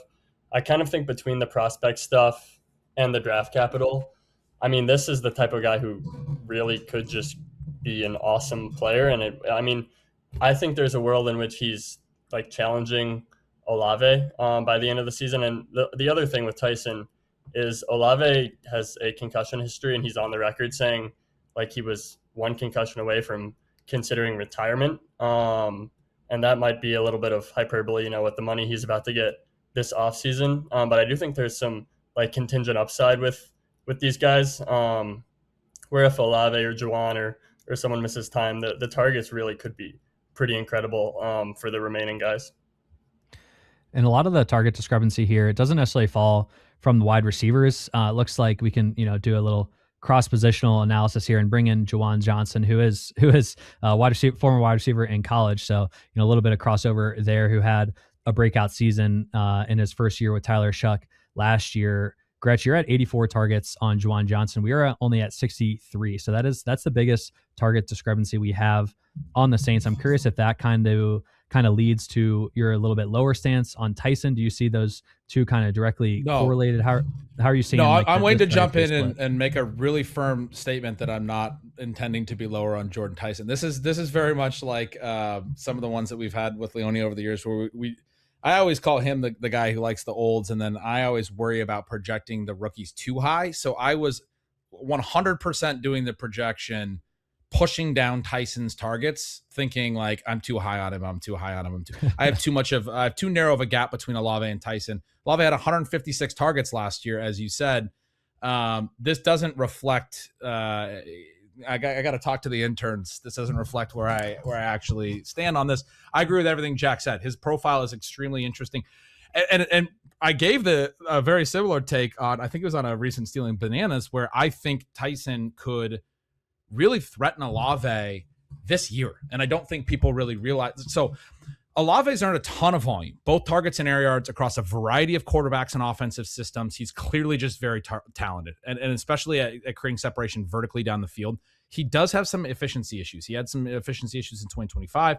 He's a little bit of struggles a little bit with the yak. He's not actually like very physical after the catch, and sometimes has some drops issues. He's not necessarily very physical at the catch point sometimes. And yet, sorry, that's basically the film breakdown of Jordan Tyson. Everyone says that his yak is terrible. If you go look at the yak numbers in this class, he's like very low on that. And also some concerns, just concerns generally after earning the volume, but not about the volume earning. Like Jack was saying, when he was a rookie, he had 800 air yards on 167 routes as a true freshman. Huge 28.7% targets per route on a 17.0 ADOT. Like that's massive, like depth adjusted volume for a true freshman. And then he only ran 13 routes the next year. Then he has over, I don't have the number down, but huge air yards totals his final 2 years as well. 31+% targets per route. The ADOTs had come back down, but were still above average for a wide receiver. But the yards per target, especially the final year, not great, and kind of pulled down the yards per out run a little bit on that side of it. I always split up yards per out run into targets per out run and yards per target. You get this same profile of, here's a guy who creates separation clearly, earns volume clearly, earns a ton of air yards clearly, and yet struggles a little bit on the efficiency side of it at the other end of it. To me, when I got done evaluating this and looking at it, I was like, the receiver in the NFL that I would compare to Jordan Tyson to is Chris Olave. Like, they are very similar. You have the concussion concerns that you brought up. You have the blood clots, which seem like they're going to be cleared up, but Olave's had some different things. I'd almost rather, Tyson's got his issues as well with the hamstring, but I'd almost rather bet on the rookie coming in with a top 10 draft capital that they're going to obviously feature. Now, is he going to be a star week one and immediately earn as much volume as Olave? Probably not. But I do think as the season progresses, you may see these guys sort of interchangeably. We had a little bit of that with Olave and Shaheed at points in the last couple of years. And I was with you. I was very in on Olave's price last year. I think he's overpriced this year, or he's not a guy I like to target very heavily in the range that he's in. And I do think that Tyson is a really intriguing play here. Now, as far as Juwan Johnson is concerned, he had career highs across the board last year in routes, targets per route, yards per target, and thus yards per route run. He probably can't do all that again, but it's also not a bad thing that Kellen Moore utilized him that way in his first season. He hurt his knee at Buffalo in like week 2 or 3, played through it. He was on the injury report the next 2 weeks. Those were the only 3 games all year he was below 30 yards. I was writing about that a lot in Stealing Signals throughout the year. It made him available on a lot of waiver wires. I picked him up across the board when I got to my fantasy playoffs. There was nobody I had in more managed leagues than Juwan Johnson. I had him in all my FFPC teams because people, I don't think we're tracking that little knee injury early. He was 3rd in the NFL last year in receiving yards at the tight end position. He was one of I think 4 or 5 with 100 targets. His receptions were down, but because he's more of a vertical guy, he hit on some plays in this offense vertically. Now they bring in multiple tight ends. This is a team we do expect to go to some more multi-tight end sets. They bring in Noah Fant. They draft Oscar Delp. They've talked in the offseason about Delp's blocking at Georgia. I don't get the impression that he's coming for the starting receiving job in year 1 by any means, really. And Noah Fant has really never been that dude. He's continued to be this secondary tight end throughout most of his career. I think the name value of Noah Fant and the draft capital on Oscar Delp has people missing that Juwan Johnson is like a screaming value. He's going like tight end 23, and again was third in receiving yards last year. You have to regress him an awful lot. I understand Jordan Tyson's there. I understand they added more tight ends, but they don't go into the season this year saying we're not going to use the guy that we used a ton last year just because we added secondary guys. Shuck had success with this dude, and I don't think they're going to not use Olave either, to be clear. There's room for Olave and Juwan. Now, having said that, I do have, a bold note here with Tyson there, as well as the other rookie receivers, the tight end depth. It's hard for me to see how Olave and Johnson's target share doesn't take a hit. Interestingly, the hit that I gave Juwan Johnson's target share, clearly not as much as you guys. I still wind up 20 plus targets ahead of you, but I knocked him down a ton from last year. So it's just a matter of how much are we bringing him down. I think he's a value. Yeah, and we're a little bit ahead of the underdog market on Juwan Johnson. Certainly after this conversation, I'm a little eager to potentially bump him up. I agree that the Noah Fant and Oscar Delp additions probably seem a little bit worse on paper than they're likely to be in reality, especially for his receiving projection. And when we talk about like condensed offenses, this was another one that was insanely condensed last year. Olave 156 targets, Juwan Johnson 102. The next closest were Alvin Kamara and Devon Bailey at 39 each. And the depth still really isn't there. Bailey did have a few good games down the stretch once Shaheed and Cooks were out of the picture, but I certainly think this is one, kind of even going back to the top of, man, if the play volume can spike a little bit here with kind of the pace the Saints play with, and then you have the condensing of targets on Olave, Tyson, and Juwan Johnson, I think they all kind of profile as fantasy targets at this point in time. Yeah, definitely. All right, let's Tyson and Johnson at the cheaper prices for me. I mean, maybe Olave too. I think the price on Olave is a little tricky with some of the injury stuff, but yeah. And that's fair. And we are, a little bit above market on Olave. He's going in the early third round right now, but kind of maybe with that 8th overall draft capital attributed to Jordan Tyson, kind of your overlap in the profiles of the two and the volume role, maybe not quite being there, and kind of the efficiency concerns that you hit on with Olave. I wouldn't necessarily hate maybe dialing that back so we're a little bit more in line with market, just kind of given our stance on him as more of an end of 2 round pick, more so than probably like the early to mid 3rd round where, it's probably a little bit better place to target him. The more we talk about this, I'm just changing Jordan Tyson and Chris Olave's target. I'm going to have them for the same amount of targets by the end of this conversation. Well, and Silva too is also really high on Jordan Tyson, has him 51st overall. We right now have him 58th in half PPR ranks, and then Silva's also high on Chris Olave though, 19th overall. So generally, I think the ETR stance is relatively bullish on these top guys for the Saints. I was planning to save my my Jordan Tyson could challenge Olave for wide receiver 1 for the Overzet take that no one else believes or whatever. The truth serum, there it is. When Tyson got drafted, the first thing I put in our Slack was, could Tyson beat out Olave for wide receiver 1? And I got 6 no's within 3 minutes of sending that. But yeah, I kind of like that take, Gretch, that by the end of the season it could be pretty close. So you listen to that. Leone's gone here, and the Young Bucks are taking over. We're going to make Jordan Tyson wide receiver 1 here. It's great. I mean, by the end of the I've only done 12 of my projections so far. So now, as we work through this project, the wheels are off. I can start projecting the rookies as high as I want. I don't got Leone around here anymore. All right, let's head to the Carolina Panthers here, 3rd team of the division for us to talk through. Play caller Brad Idzik, obviously Dave Canales, the head coach here. This is the one team in the division, I believe, that does not have a change at play caller this season. So certainly interesting to talk through here. For Carolina, for ETR, we have the Panthers projected at 60.1 plays. Gretch is at 60.4. We are quite a bit higher on the pass rate here, 62.1% projected pass rate for us on the Panthers. Gretch is at 58.5%. So we finally converge on the plays projection here, but have a pretty wide gap in the pass rate here for the Panthers. So that leads us to have Bryce Young projected for higher pass attempt mark for than Gretch, but quite a bit lower on the efficiency here. We have Bryce Young at 6.7 yards per attempt. He's been 6.3 over the last 2 seasons there. Gretch, you are up at 7.1 yards per attempt. So I know you kind of said the wide receivers funnel to your quarterback efficiency, but given Bryce Young is at 6.3 yards per attempt the last couple seasons. I'm curious on your take here of the 7-point worry of the 7.1.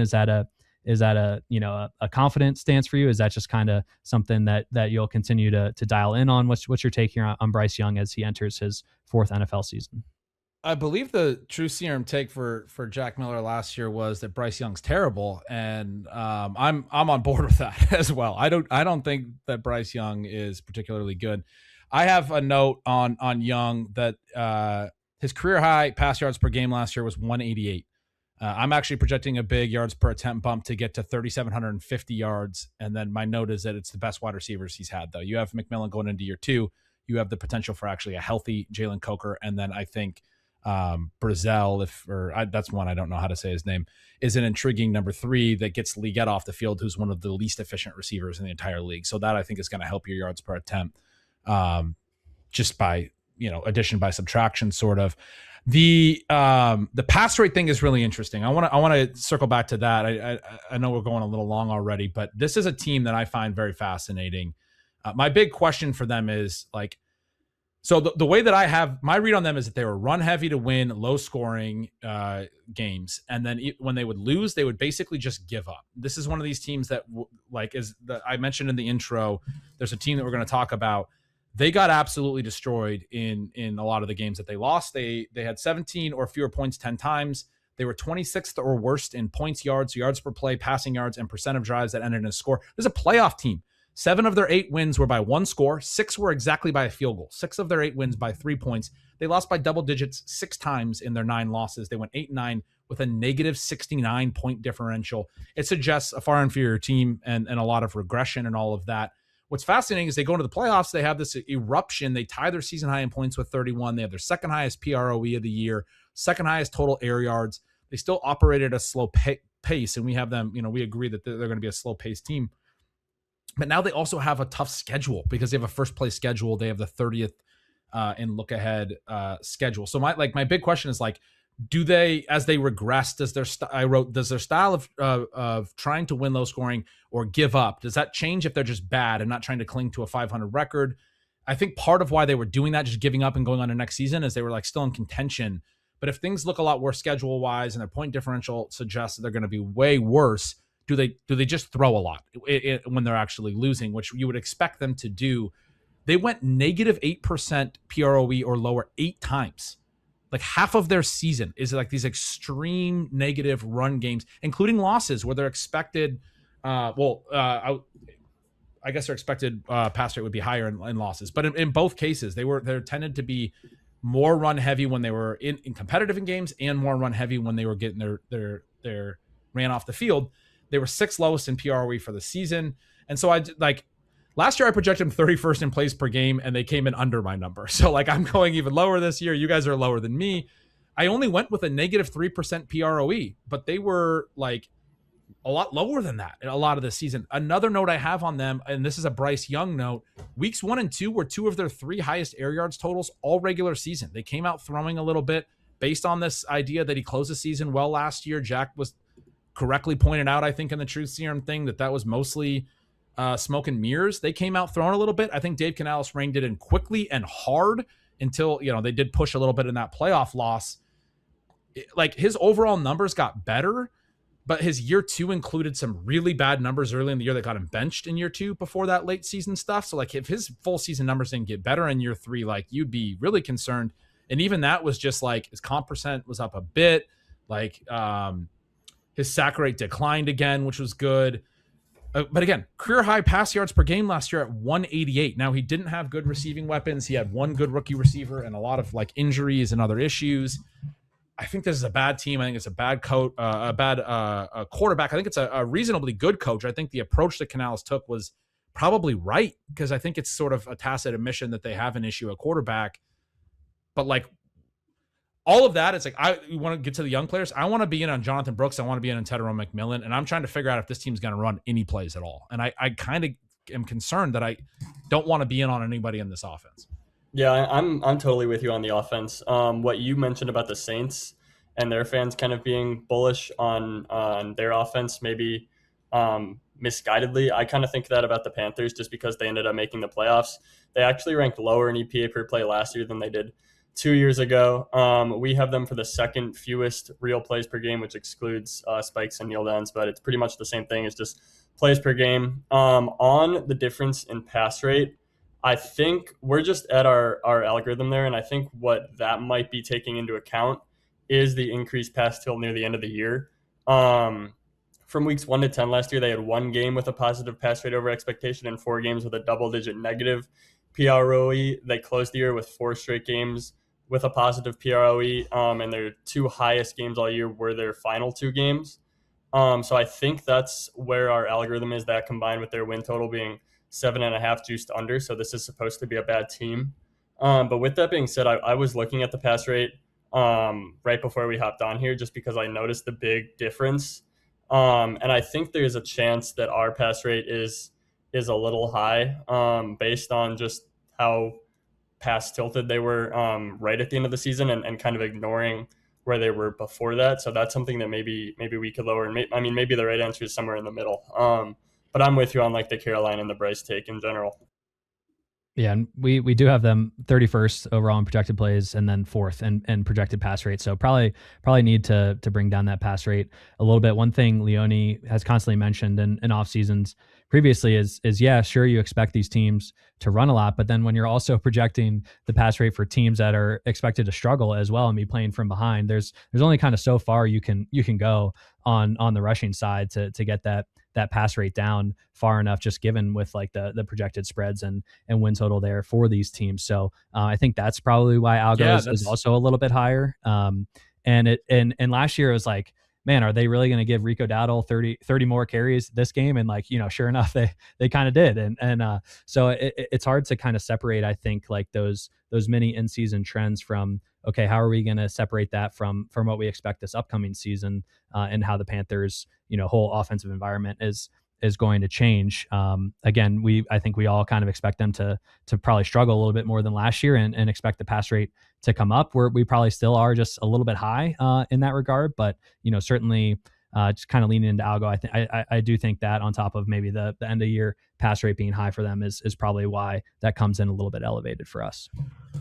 Yeah, makes sense.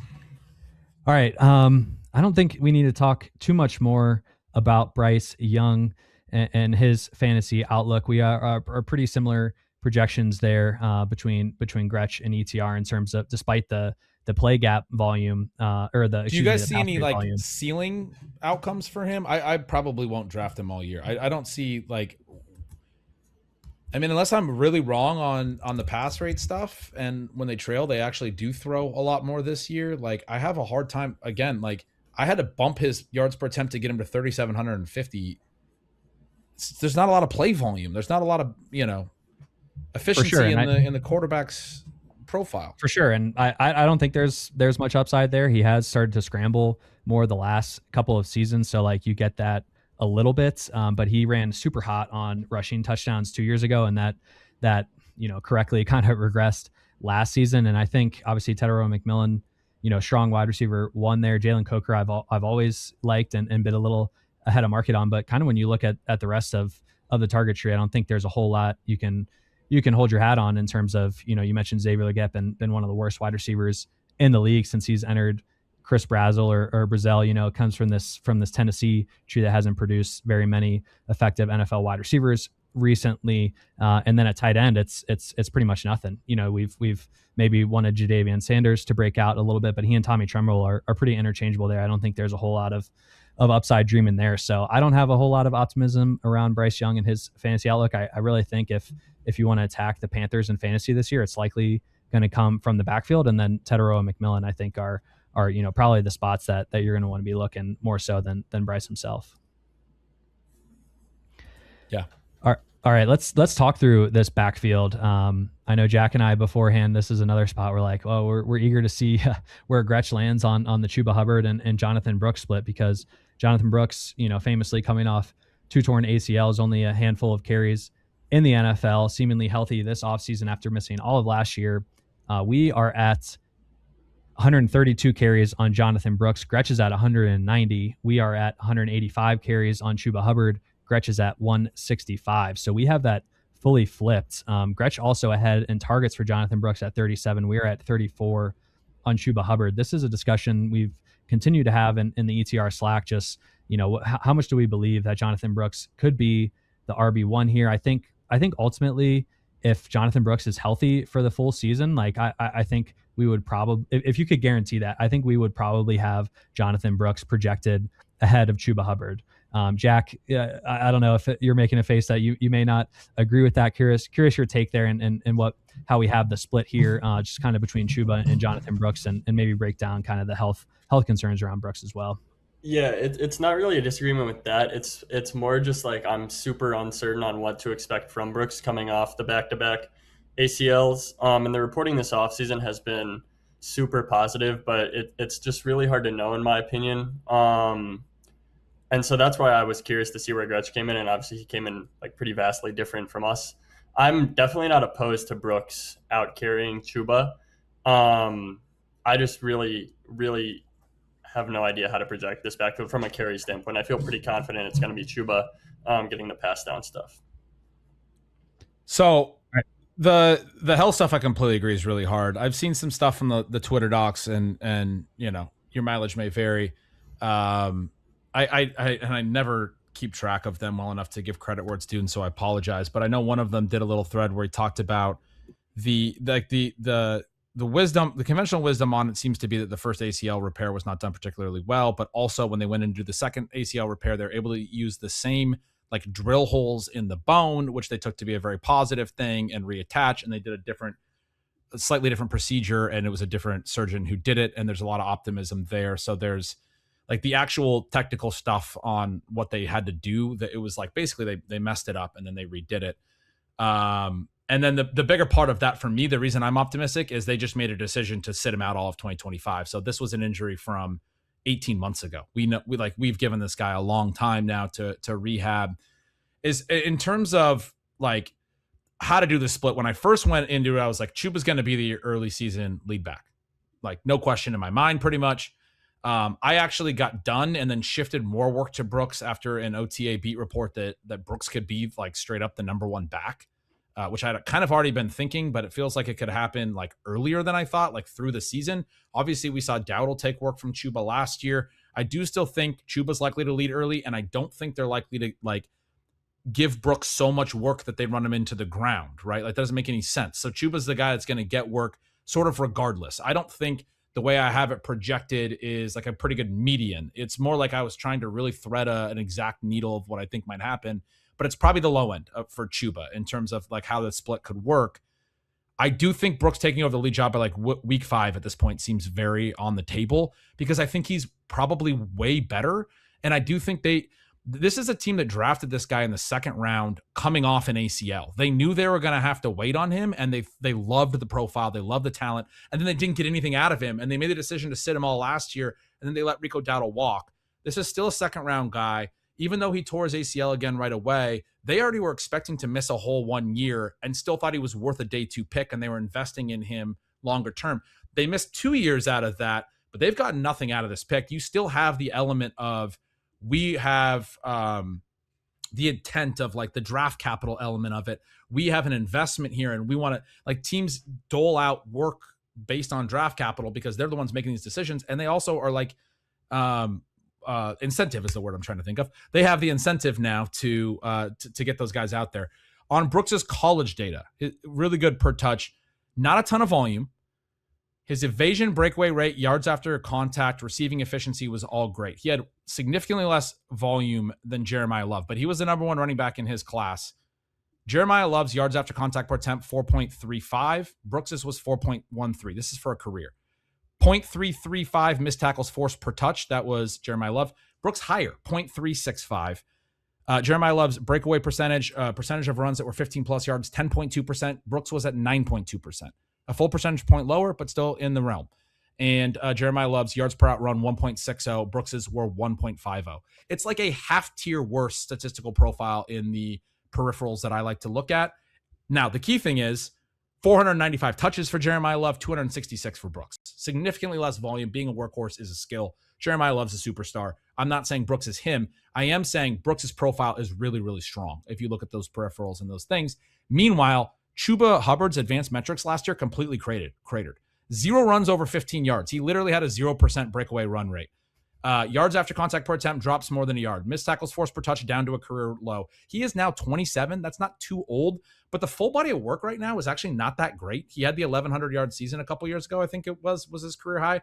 Prior to that, had been kind of struggled the first couple years, kind of like a breakout one season. If you go look at his like 4 or 5 years, he's not like a superstar back or anything. He's been a stable veteran over multiple years. Brooks is the the day 2 draft capital guy that had this really interesting collegiate profile. Now, again, the health stuff is the whole question, but I do think if you're doing projections like I do it and you're assuming health, and then you're looking at advanced metrics and stuff and saying who's going to win out by their play throughout the season, Brooks looks like the far superior running back at this point from just a metric standpoint if he's healthy.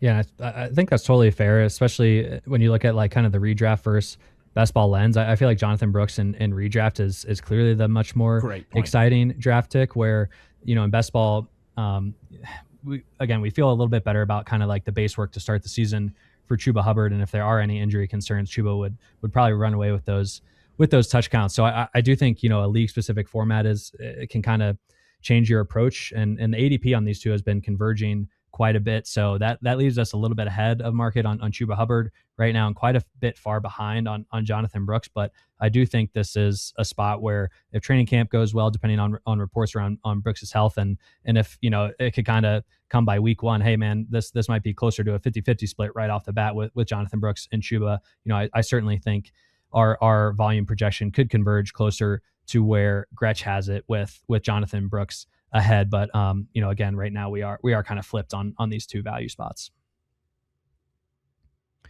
All right, let's get into the wide receivers. One thing I will throw in, when asked about Trevor Etienne in June, Dave Canales really quickly referenced the return game and the work that he's excited to see, the work that he'll get in the preseason, which was about as clear of a "you're a depth piece" quote as you can get from a. I do think it's one of these two guys. This is the conversation. Etienne seems like the 3, or they have AJ Dillon, but it does seem like we're going to get a lot of these two, which is nice, right? It's going to be one or the other. Probably some value there. Agreed. Yeah, we hardly have any work on Trevor Etienne. 30 carries projected for the full season there. So agreed, it'll probably be pretty condensed on those top 2 guys. All right, let's get into the wide receivers here. Tetairoa McMillan headlines the Panthers outlook. We are quite a bit behind Gretch in terms of raw target numbers on T-Mac, which, you know, I don't love off the bat here. We're at 115 targets, Gretch at 137. Also has him projected for 17 more receptions despite just 22 more targets there. So a little bit higher on the catch rate and the efficiency a little bit for T-Mac. So not only are we trailing there in volume, but also efficiency. I think that probably comes back a little bit to kind of the elevated Bryce Young efficiency metric that Gretch has there as well. And then Jalen Coker here as wide receiver 2 signed a new extension here with the Panthers. Big contract signing for Jalen Coker, who is an undrafted free agent, 3-year, $35 million extension there with the Panthers. Again, Xavier Legette and Chris Brazzell, kind of wide receiver 3 and 4 here, but do not think they are necessarily fantasy relevant other than late stack partners in best ball. So, Jack, we are a little bit behind the best ball market on Tetairoa McMillan. I think that probably, again, stems back to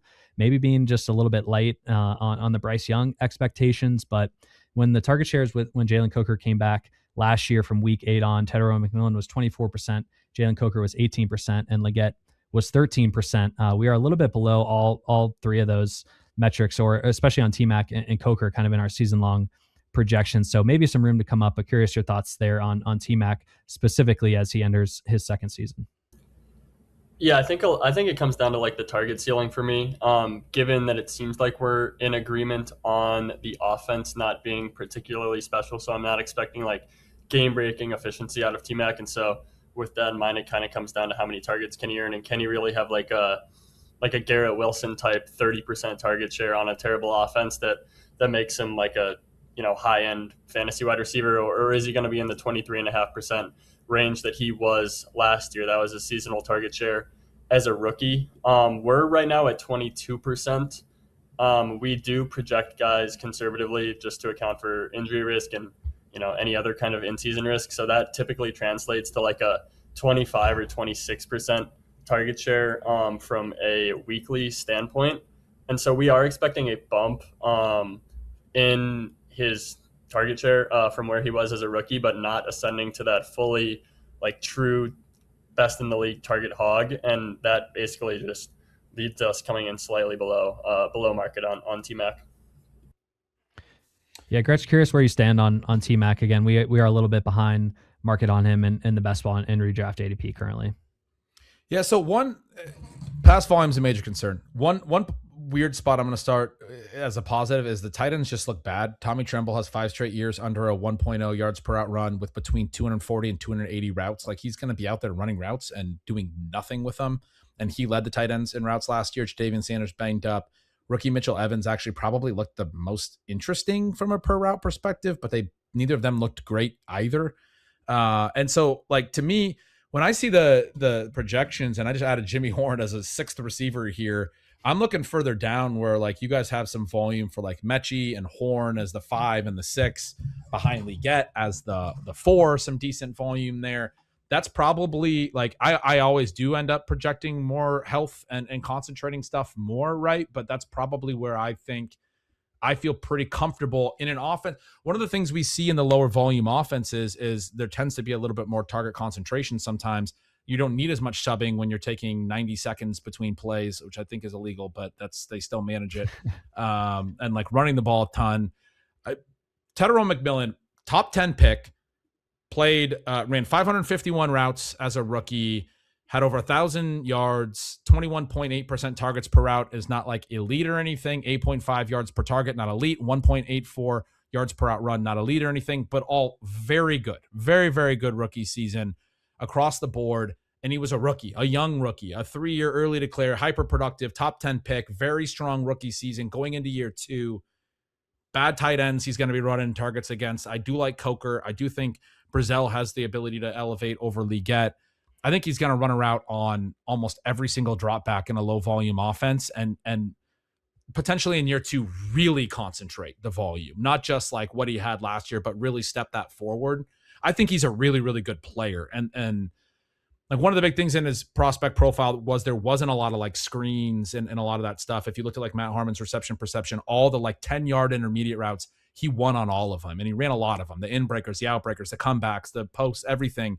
People were concerned about his vertical profile, but like where you need to win at the NFL level and go earn targets in the intermediate range, he won a ton in college and racked up volume on intermediate stuff and the way that compiles at big target numbers. And then he did that right away as a rookie, about as well as you can expect for a rookie in an offense like this. I think we're talking about a player trajectory that's just, straight up. And this guy's going to be a stud.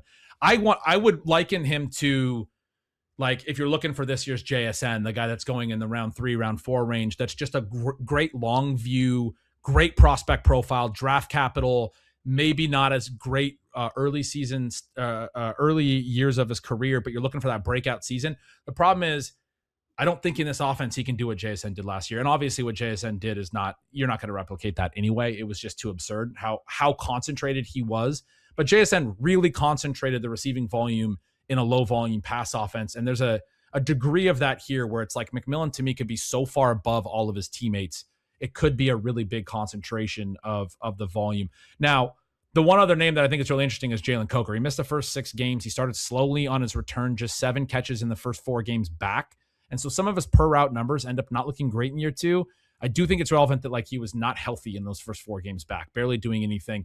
Big upward trajectory late, postseason loss, season highs across the board, 12 targets, 9 catches, 134 and a TD when they almost upset the Rams. His depth-adjusted racer is a number that I use in my projections.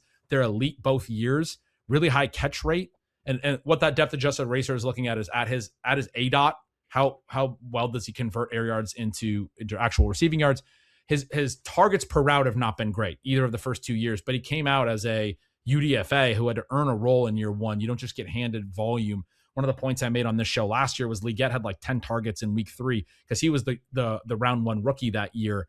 And then Coker had to develop into a role late in the season. He could get some volume. He kind of had that again this year because he's hurt and then he's coming back and starting slowly, but he clearly becomes the number 2 by the end of the year and is their star in the postseason game.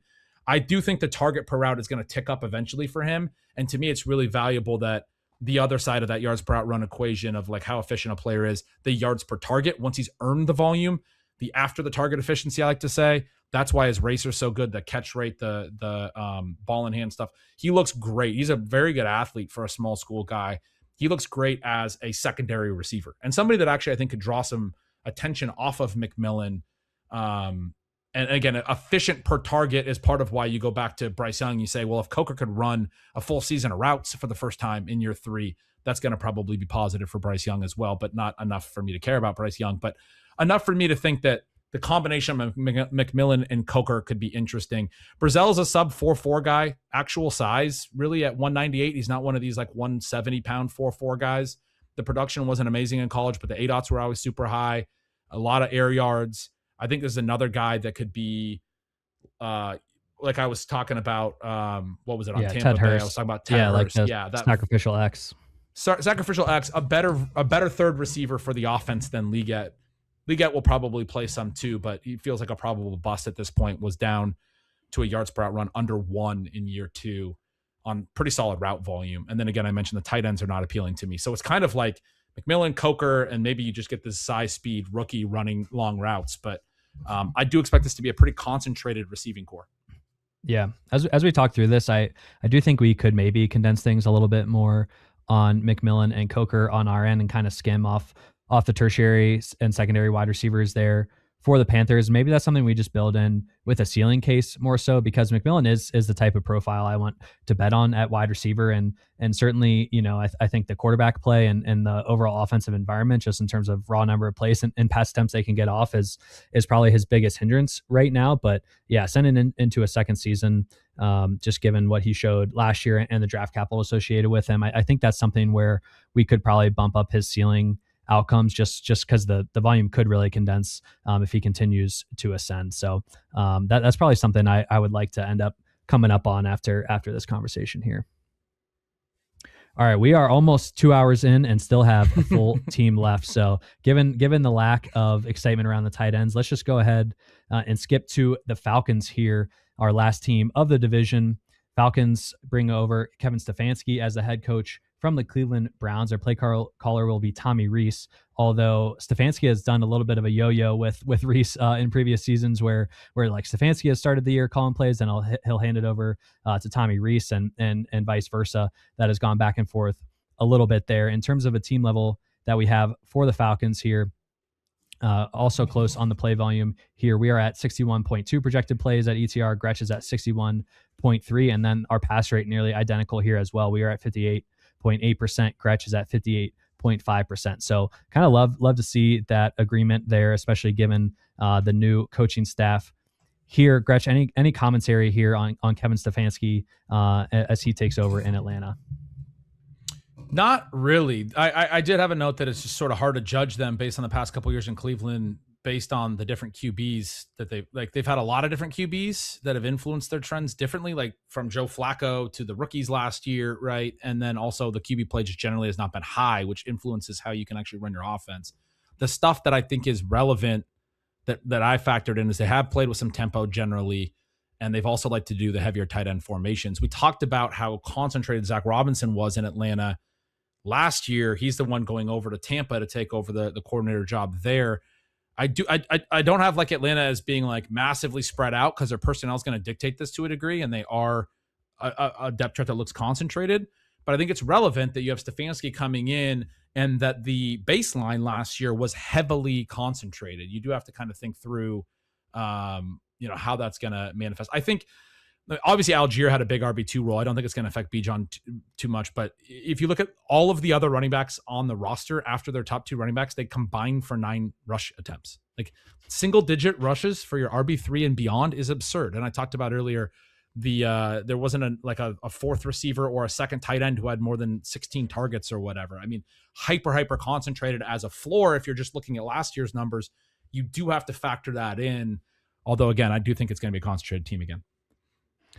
Yeah, it's also tough to parse as well because we're uncertain on the quarterback situation here in Atlanta as well, and it's not as big of a difference between Tua Tagovailoa and Michael Penix here, who could be competing for the starting job. Like last year, we had the Daniel Jones and Anthony Richardson quarterback battle, which was like, man, we have to completely overhaul the entire Indianapolis Colts team and player level projections depending on who is quarterback here. I think at least we have a little bit of an easier case in that the offense should, for the most part, operate similarly, whether it's Tua or Michael Penix at starting quarterback here. So, that's certainly a conversation that's going to continue through the offseason. Michael Penix is recovering from ACL surgery, his third overall ACL tear and recovery that he's gone through as a player. Pretty wild for him.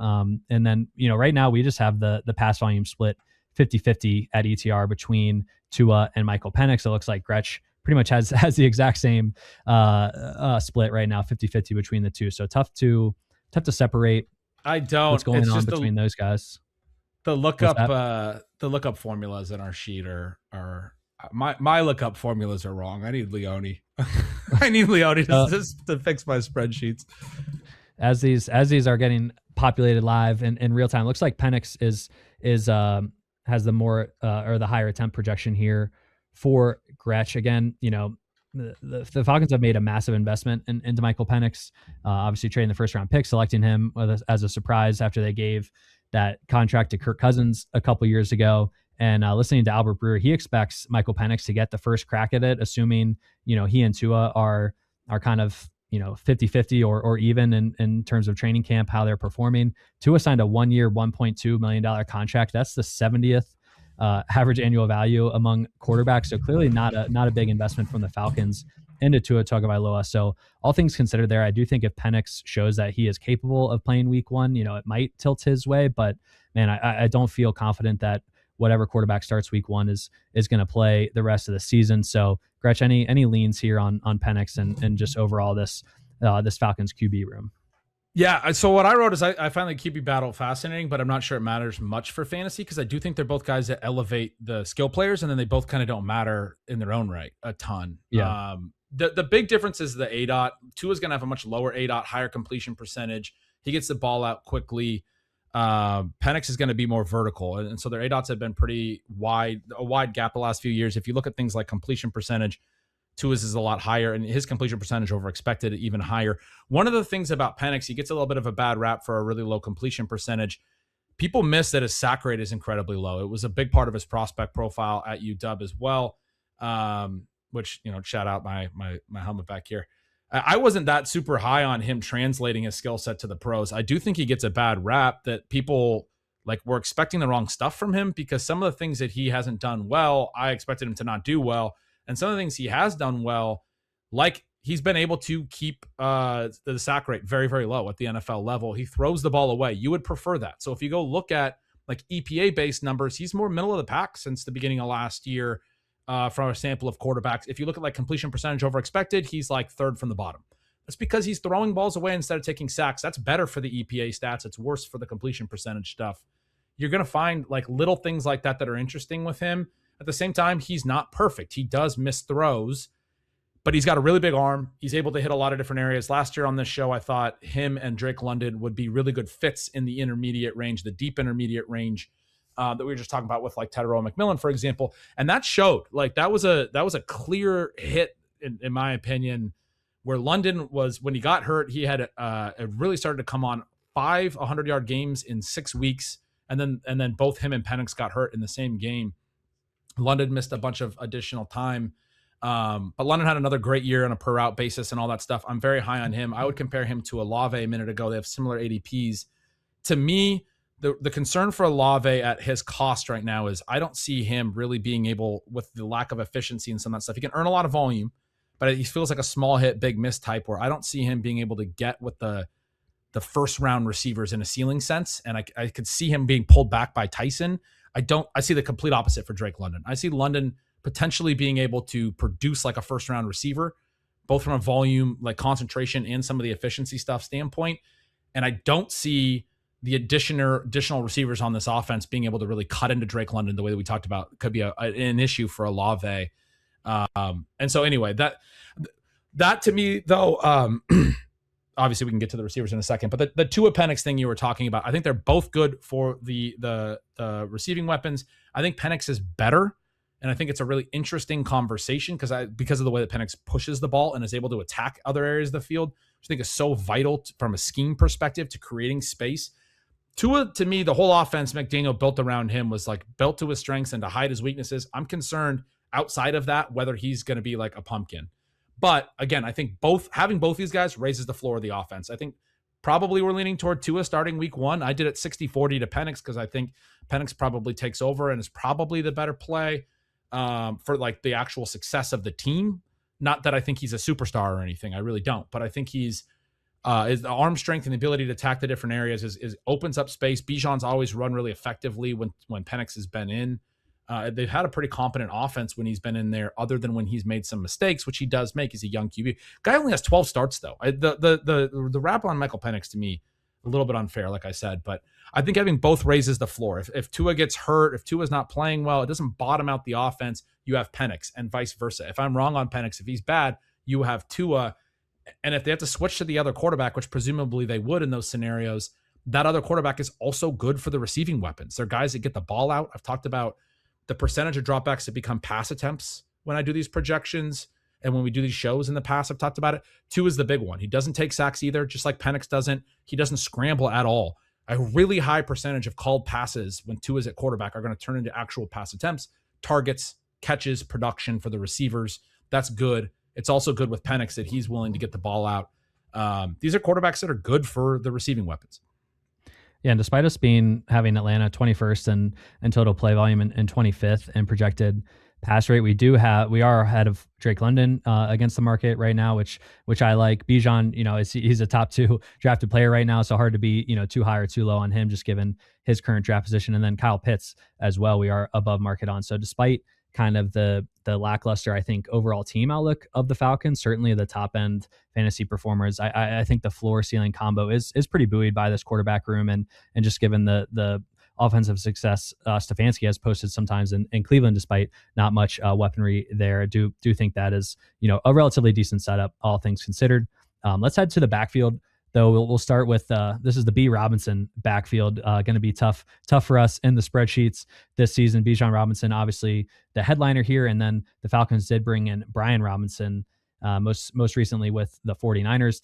Tyler Algier is now with the Arizona Cardinals. So we have this B Robinson backfield here, and Bijan, excelled to a RB3 finish last year in fantasy, but wasn't necessarily a huge volume back. A 2-to-1 split and carries over Tyler Algier. Really separated in the pass game department did Bijan. So that's kind of where the bread is buttered there. Over 100 targets for Bijan last year, and I do think if Tua were to ever be the starting quarterback for a long stint, we saw his proclivity to throw to Devon Achane. Obviously, Bijan Robinson, one of the most talented receiving backs as well. That could help out his case here a little bit. So, Jack, I think probably the biggest question outside of Bijan is what kind of role do we expect Brian Robinson to take in comparison to Tyler Algier? Do we think it's going to be more of or continue to be like a 2-to-1 split in carries? Do you think Bijan could potentially separate more this year in terms of raw rush attempt volume?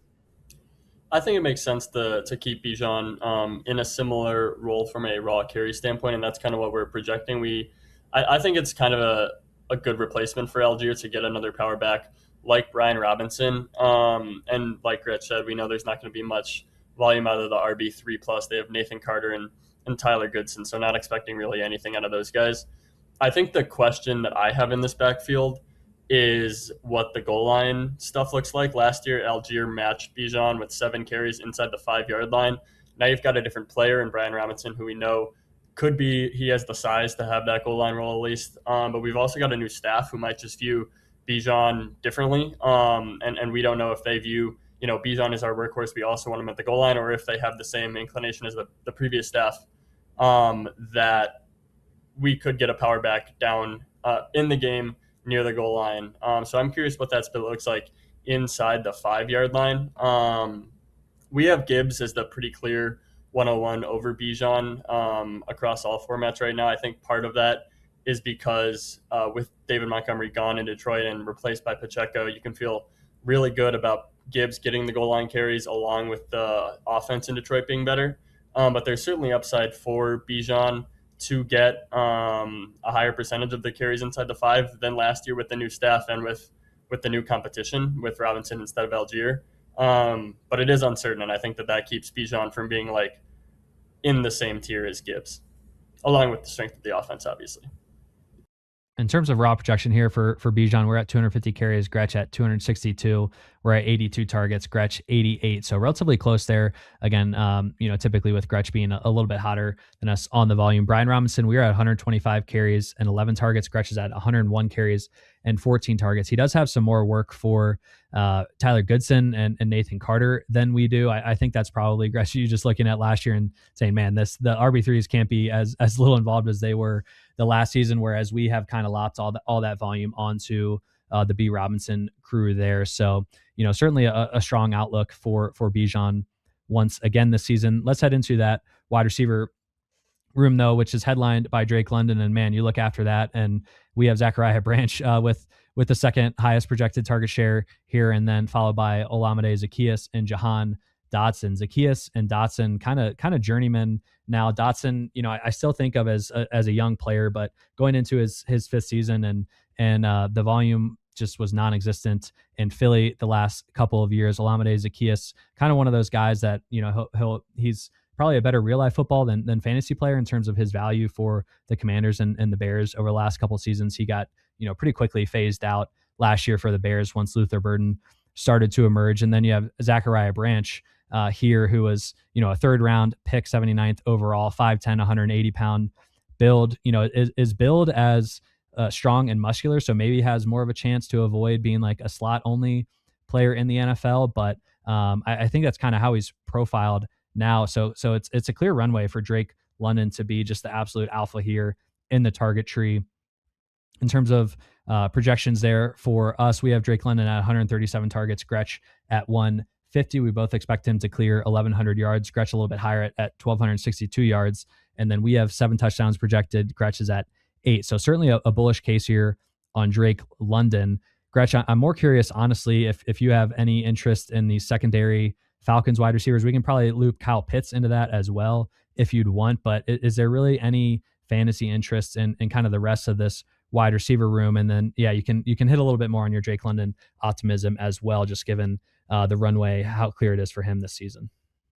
I was saying, yeah, I kind of already gave the whole case on London that I have, but I do think, a little bit banged up last year. The per route stuff really, really strong for the second straight year.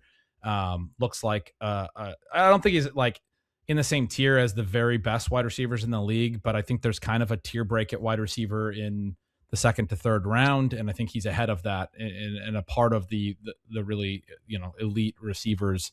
He's at the back end of that, certainly. But you mentioned Zachariah Branch, athletic. He's a smaller guy, high level evasion and yak, but very low ADOTs. Never even a 500 air yard season in college. He's probably more of a secondary guy as a rookie in my mind. Some manufactured touches, but you were kind of talking through that. That's exactly what you would think of as Jahan Dotson and Olamide Zaccheaus' role. You are probably not getting too hyped up for the secondary tight ends in this offense.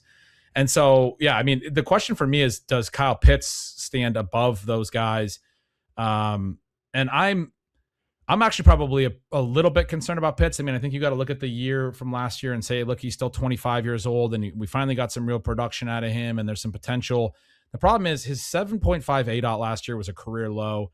He broke out late with Kirk Cousins, like check down artist hitting him underneath. His first 3 years, his ADOTs were 11.2, 13.7, and 12.0. Like, that was the promise of Kyle Pitts. These are wide receiver ADOTs, above average for a wide receiver, even vertical.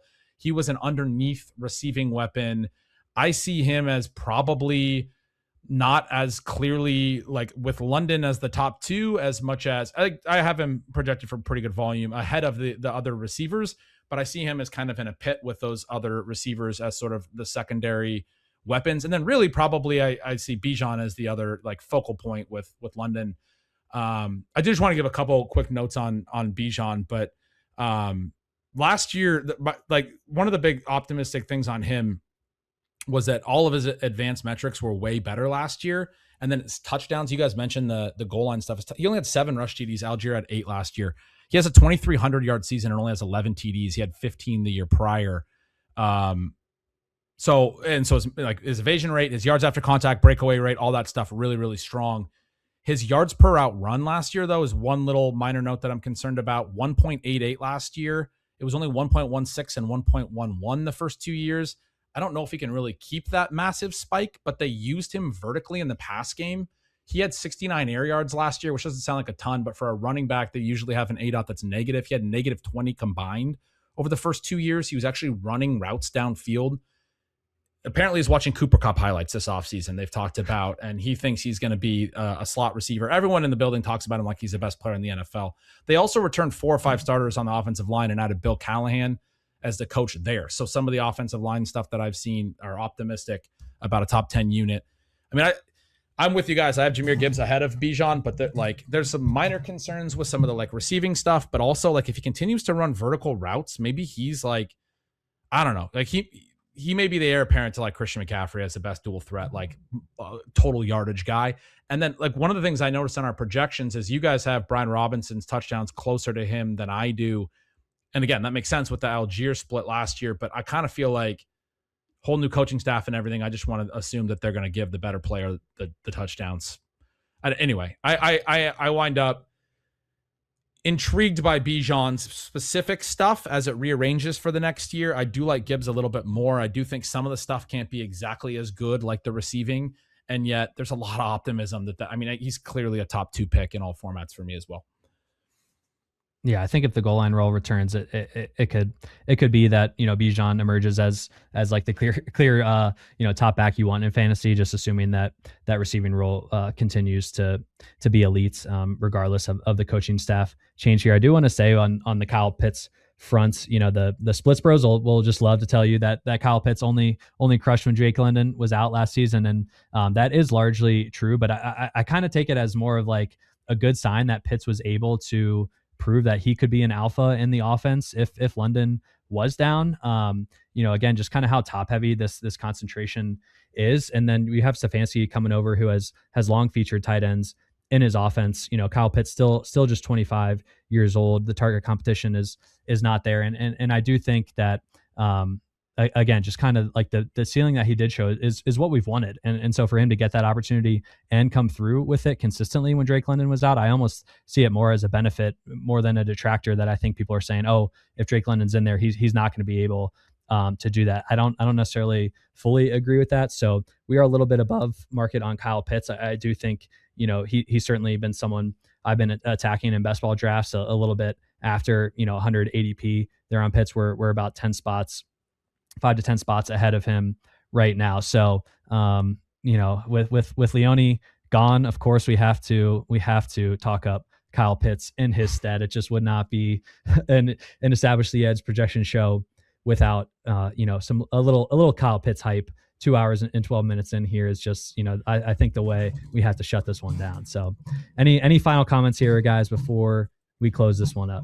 I mean, I'm impressed. I think this came in maybe under, knowing we had to hit on some of the macro stuff. We had to get used to, Dank, I've never podcasted with you, Jack, maybe once or twice back in the day, but we had to get used to each other a little bit. 3-man weave as well. 212, not bad. We'll tighten it up. We'll tighten it up, listeners. I genuinely think the people are absolutely going to love it. Only the truest sickos listen to this anyway. So the fact that we're over 2 hours of, I think, awesome analysis, not too many wasted words out here. So really appreciate everyone tuning in with us today. Again, this is part 1 of an 8-part series here. We are aiming to record probably about 2 episodes per week. We are, in the summer months of vacation and some other commitments as well. So I think throughout this series, there may be some episodes without me as I go on summer vacation with family, and we'll deal with that. But for the most part, expect 1 to 2 episodes per week over the next month to 6 weeks as we close out this 8-part series. Truly just an absolute blast sitting down here and talking ball for over 2 hours with Jack and Gretch. Super fun to be here and fill in this role. So thanks again, everyone, for listening. We will have episode 2, which I believe the AFC South is going to be up next. We're going to tackle that division. So expect that later this week on your pod and YouTube feeds. Once again, thanks everyone for listening. We'll catch you next time. Peace out.